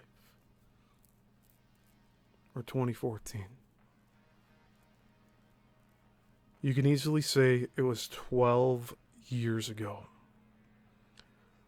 where he wanted a settlement from Warner Brothers for $60,000 so that he could pay court costs. He ended up owing Warner Brothers $58,000 because he walked out of his own deposition. And we played the audio here of that deposition that he recorded himself, that he gave to me, so that we could use it in his documentary, because he thought it was evidence in his favor. But all it really did was show that he brought upon his own destruction. Look at him now. Who paid Warner Brothers that $58,000, Tom? Was it your mom? Why would you make your mother pay $58,000 court case bill to Warner Brothers?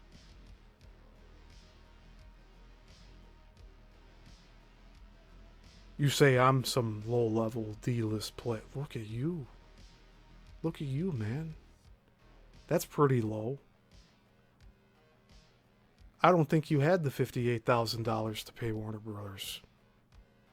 Why'd you walk out of the deposition? Were you scared?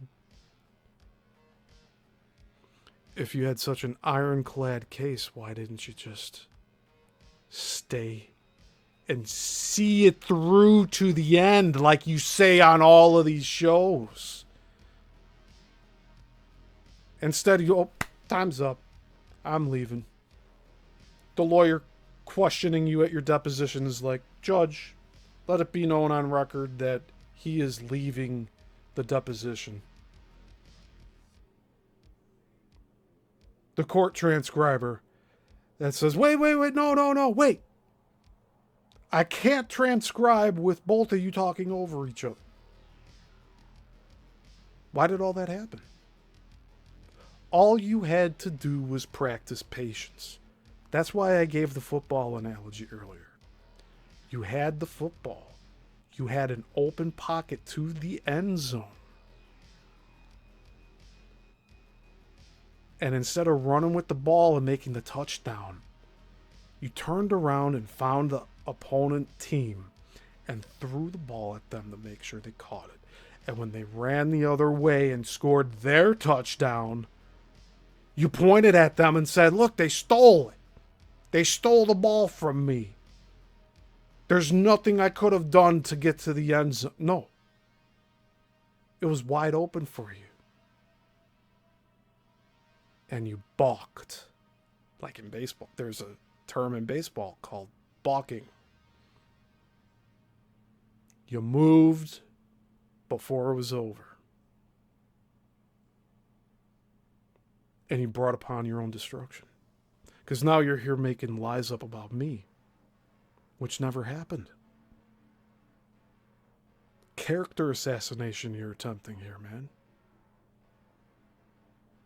I'm on here to secure my good name.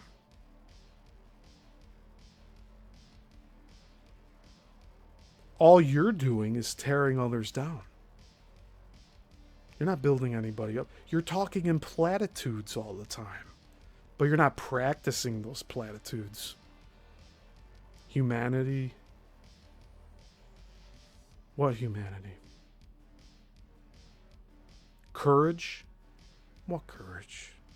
You're a coward. And you walked out of your own deposition. Where's George Michael for your case? He was alive 3 years before he died. The court case was active 3 years before he died. Why didn't he make it there? Why didn't you tell him how important it was for him to be there? Or did he not want to have anything to do with you either once he found out you were lying too?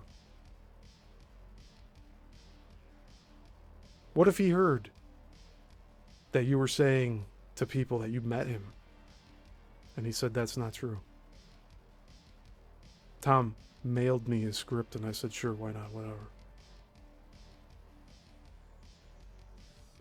I'm asking valid questions here. They might be difficult, Tom, but they're valid. But instead, you want to claim, like you do in the clip in the intro that I have, that anyone questioning your ego are committing crimes that are worse than pedophiles, R-A-P-I-N-G, children.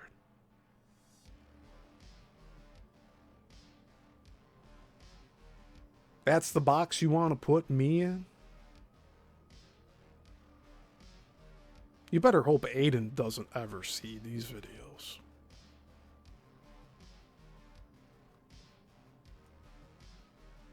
The emotional damage that he'll have from this duality of you, Tom, I don't know if it'll ever be repairable. It's up to you, and you only, to practice genuinity. And you're not. And you got caught in a lie. You got caught in a lie about me. So what else are you lying about? Tell the truth. Instead of ranting and raving, saying the same thing over and over and over. The same act over and over and over. You're like a sitcom character, Tom.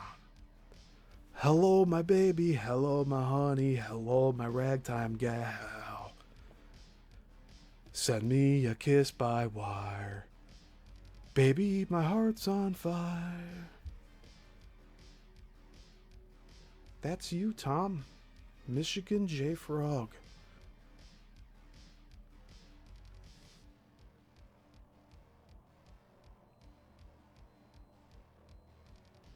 You know that cartoon that has Michigan J. Frog in it? The owner of the frog sees that frog dance all the time. But when he goes to show other people that the frog dances, the frog just sits there like a lame thing with its tongue out. But when he's by himself with the frog. The frog gets out the cane. The frog gets out the top hat. Starts doing the jazz hands. Starts kicking its legs out. Hello, my baby. Hello, my honey. Hello, my ragtime gal. That's Tom performing on all of these interviews. That's why I say that.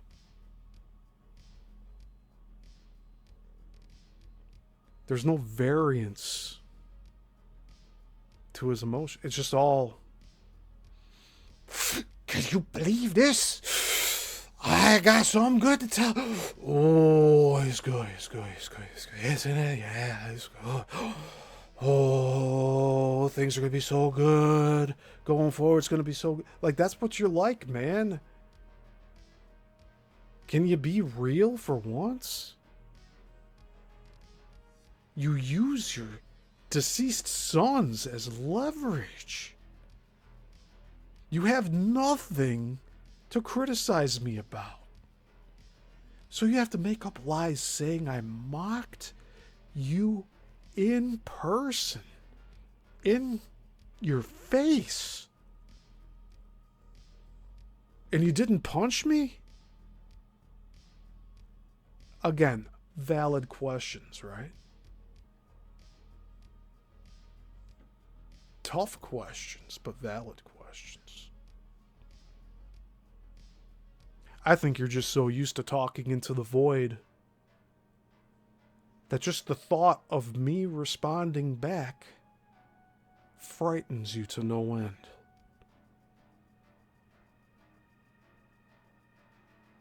And like I said last week, that lie that you told about me only makes me dig my heels in deeper. It only makes me double down. So again, I don't know what you're doing here, dude. But you're not the writer of The Matrix. You are not the writer of The Matrix. Okay? So take that title off of your screen and never put it on there again. Because you are not the writer of The Matrix. Not the screenplay, not the shooting script. That's not you. That's not your work. As much as I dislike the Wachowskis and what they're doing now, wearing the opposite gender's clothes, going 20 minutes from my house down to Music Box Theater to talk about that type of stuff instead of their film catalog. Yeah. I have my gripes with the Wachowskis. The Wachowski brothers. And I will always call them the Wachowski brothers. Because that's their name.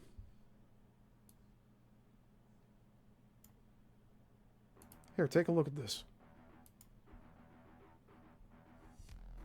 See that? What does that say on there? Larry and Andy Wachowski. Yeah. Again, shooting script. Numbered shooting script. March 29th, 1998. Where's yours? Let's see yours. Filed into the Library of Congress.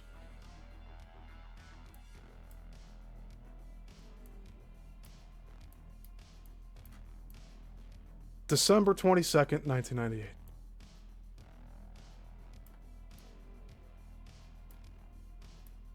March 29th. December 22nd. Your date comes later, Tom. Why is that? Tell me, why is that?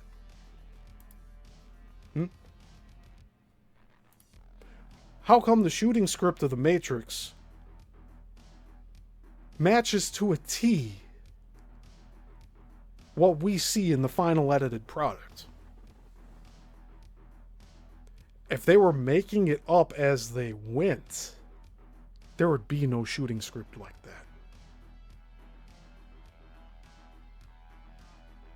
And if they did have your script in their laps, like you claim, while they were on set, how come that doesn't reflect in the final cut of the film?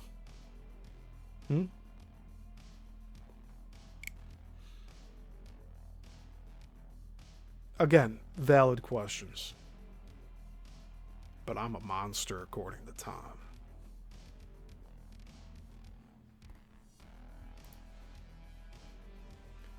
I don't know how much more of this I can watch. We got through 15 minutes today. We're going to listen to a few more minutes, and then I'm going to call it, because it's already almost 4 o'clock. And I'm kind of curious as to what garbage WWE is going to produce today. Again, it's the Showcase of the Immortals weekend with WWE WrestleMania. But synchronistically, we just started reading the Immortals. You could say that we are doing a showcase of the Immortals to see what's really in it. 118 matchups, Tom. We're 20 pages in. The most I could say in the 20 pages are 2 loose matchups, meaning you have to fill in the gaps in your head to make it make sense.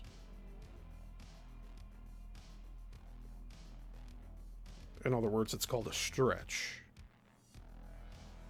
But I'm still keeping tabs. 2 out of 20 pages. The stories are completely different. Completely different.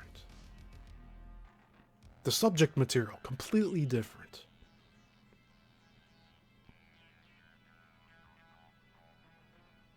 If someone's dancing to music that's played on a cassette in Risky Business or something, then if they do that in Ferris Bueller, is that ripped off? If they do that in multiple... Like, if that's the standard way you listen to music is cassette tapes in the 80s, does that mean every film that has characters dancing to music on a cassette tape, is that because they stole it from the first person that did it? Philip K. Dick said we live in a matrix in the 1970s at a French conference. It's on video. When I was interviewing Tom claimed he never heard of it or seen it before. Based on this conversation, he'd say it's a Mandela effect. I don't know where that came from, but it's all about precedence here, right?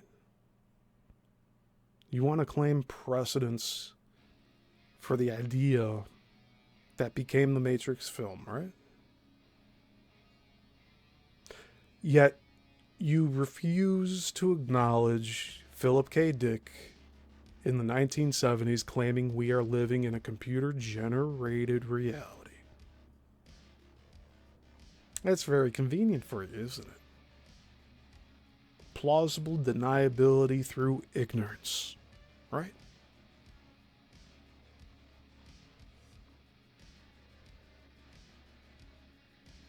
Again, valid questions. And you know, at the end of the day, only Heavenly Father Creator can judge you.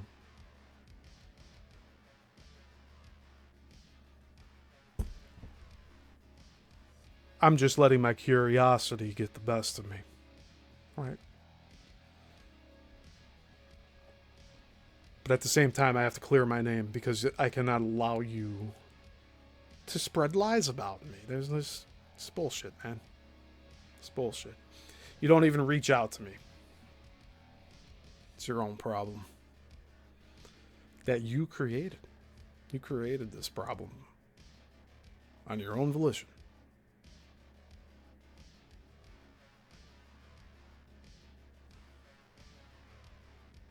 People reach out their hands to help you, and you chop their hands off.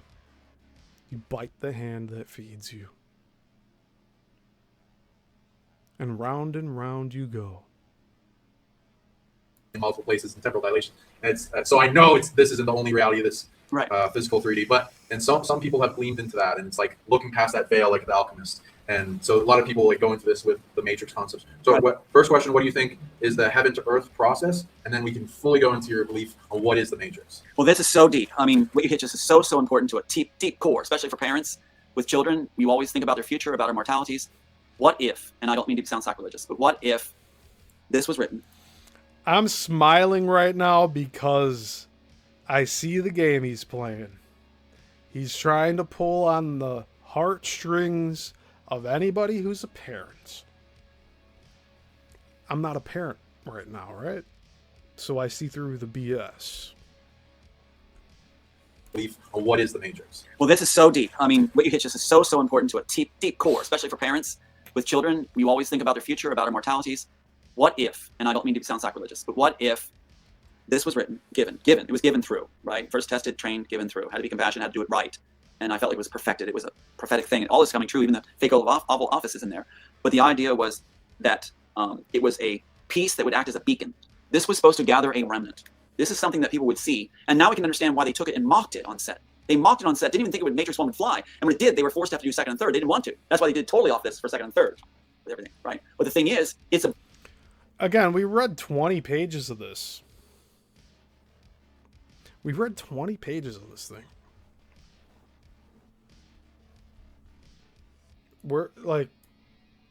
We're comparing the first Matrix to the Immortals, and he's claiming they used the rest of the story and Reloaded and Revolutions. Where's the monkey in the pillowcase? Where's the images of, World War II Germany and the crucifixion of Christ? Where's that? Besides Revolutions having the whole Neo-Christ complex. Where is all that? Tell me.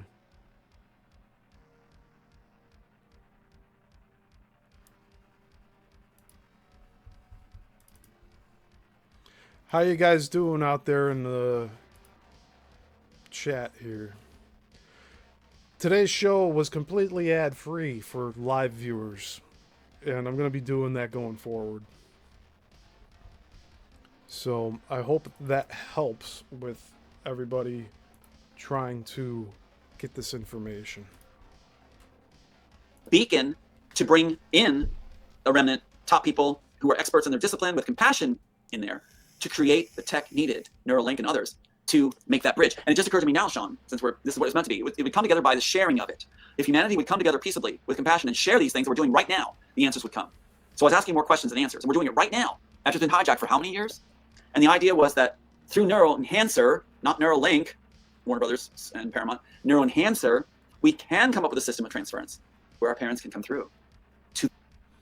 But he refuses to talk about Ghost in the Shell, which was a manga before a movie. He's trying to say that Ghost in the Shell is not relevant to this conversation. This world and be safe.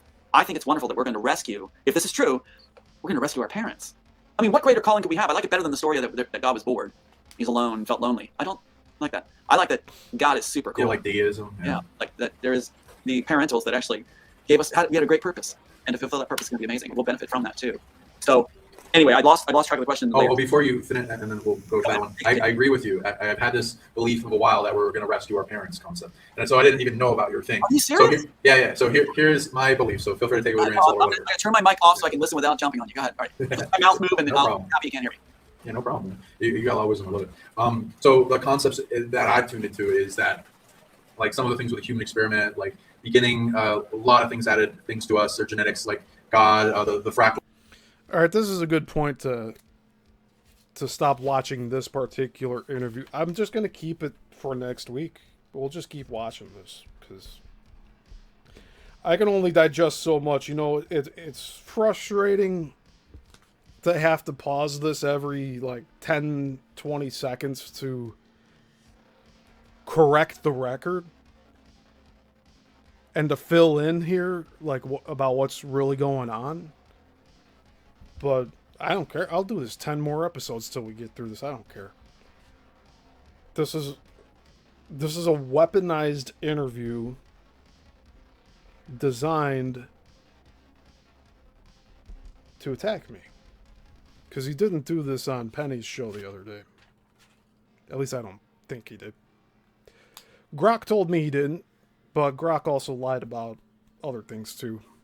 Probably from a lack of direct information. But I found out a lot of information from Grok.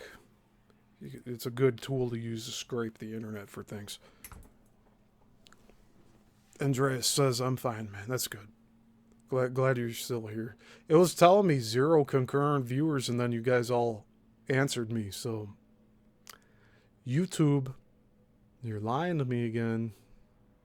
Through OBS, you're lying to me.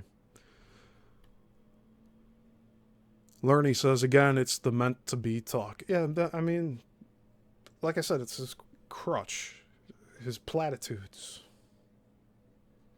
You know, like Cody Rhodes? I love you, and I respect you, and you're so smart. And I never met anybody that was as smart as you. So we got the timestamp down here for this show. We got an hour and 22 minutes in 33 seconds in. 1 hour, 22 minutes, 33 seconds in. Oh no. The numerology people are going to come after me now, right? I'll play one last time that clip of what Lerny brought up here. Which? Yeah, Andreas, it's saying 5 concurrent viewers for me now. It said 0. It said 0 at the time. So I wonder if it's just that people don't touch their mouse or anything. They just let the screen go, that they think that people have dropped away. That could be the case. You know, Google's this giant mega conglomerate company now. It's like, I still give them the benefit of the doubt, right? Yeah, there's still errors that happen on their platform.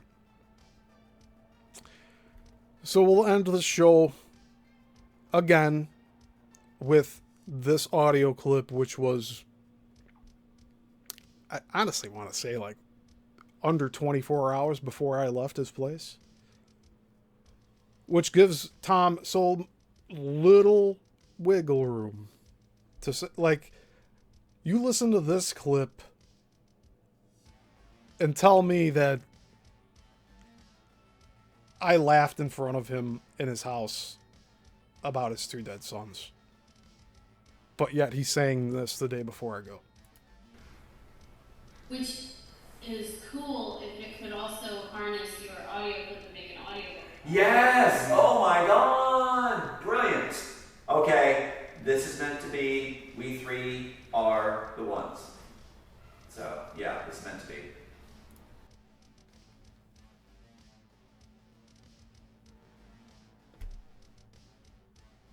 Unless he's wearing a mask, you know? Who knows? Who knows? All right. Thank you for being here, everyone. Andreas, I missed a comment of yours. Andreas says, just wondering how long this jackass will keep doing this before giving up. I wonder the same thing, Andreas.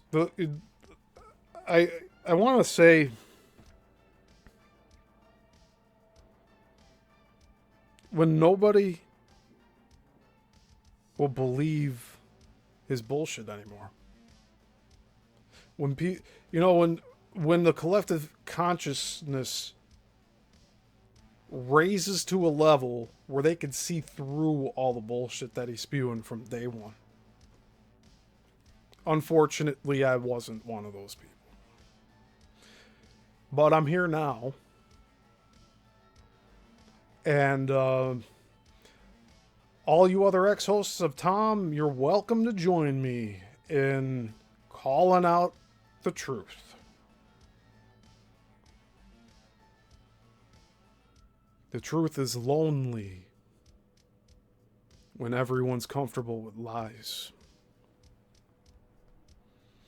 Lerny says, oh my God, it's meant to be. It's us. We are special. Yeah, that's basically what Tom was saying in that clip. And round we go. You get it. You get it. You're one of the first people to understand and get it. You're so smart.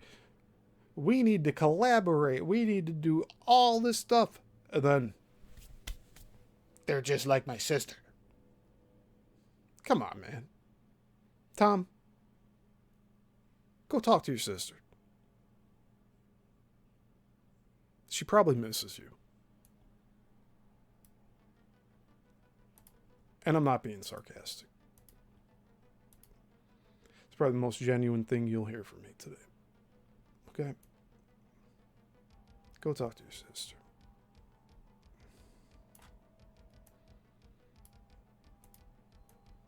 It'll probably be good for your health.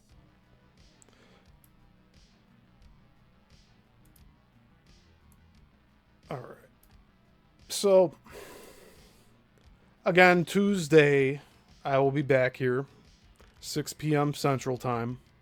We'll be doing our continual deep dive series into Coral Castle. We're covering electromagnetism and anti-gravity this week. And then on Thursday, we are continuing our deep dive into the Bermuda Triangle. Also to do with electromagnetism and portals, time displacement, time dilation, time and space. Andreas says, always trying to butter up the hosts before they outlive their usefulness. Then goodbye, don't need you anymore. That's exactly what's happening here, Andreas. I'm glad I'm not the only one seeing it. And I didn't think I was the only one seeing it because I've had support through all of this being on the other side of the interviews now where, like, I'm asking the hard questions he's never going to answer because he doesn't want to talk to me. But, Tom, go give your sister a call. Patch things up. Life's too short, man. Go talk to your daughter, too. You have a sister and daughter that love you. Just be yourself. All right? You could retire the mask. Until the next one, class dismissed. Well, I sure appreciate your presence and your demeanor, and I'm really on the lookout for people that are actually genuine and articulate and have a heart. I'll consider you a friend. You did the work. You did this. When the right people are calling the shots, and like yourself, you've got these gifts and you've got these stories, you've got these abilities and these projects. That's why people like Stephen Nizell, it's like, he knew all this. And when I was with that particular person, he was laughing at the death of my son. He was laughing in front of me in my home at the death of sons. It's like, what? That's a blatant lie. You kidding me? People that make opinions and that they're saying like egotistical things like this, people that make those opinions, you're doing worse than the cabal. You're doing worse than those that are pedophiles harming children. Whoa. You are worse than any of them with your opinions. You're doing more harm than those that are swinging the swords. I'm not out to put anybody down. No one. I don't want to be drawn into so-and-so and so-and-so, and he's putting down so-and-so. No, I don't have time for that. What the f*** is going on here? And so I'm holding this up because I think it's kind of fun. I'm in danger of being ridiculed by a evil snowman.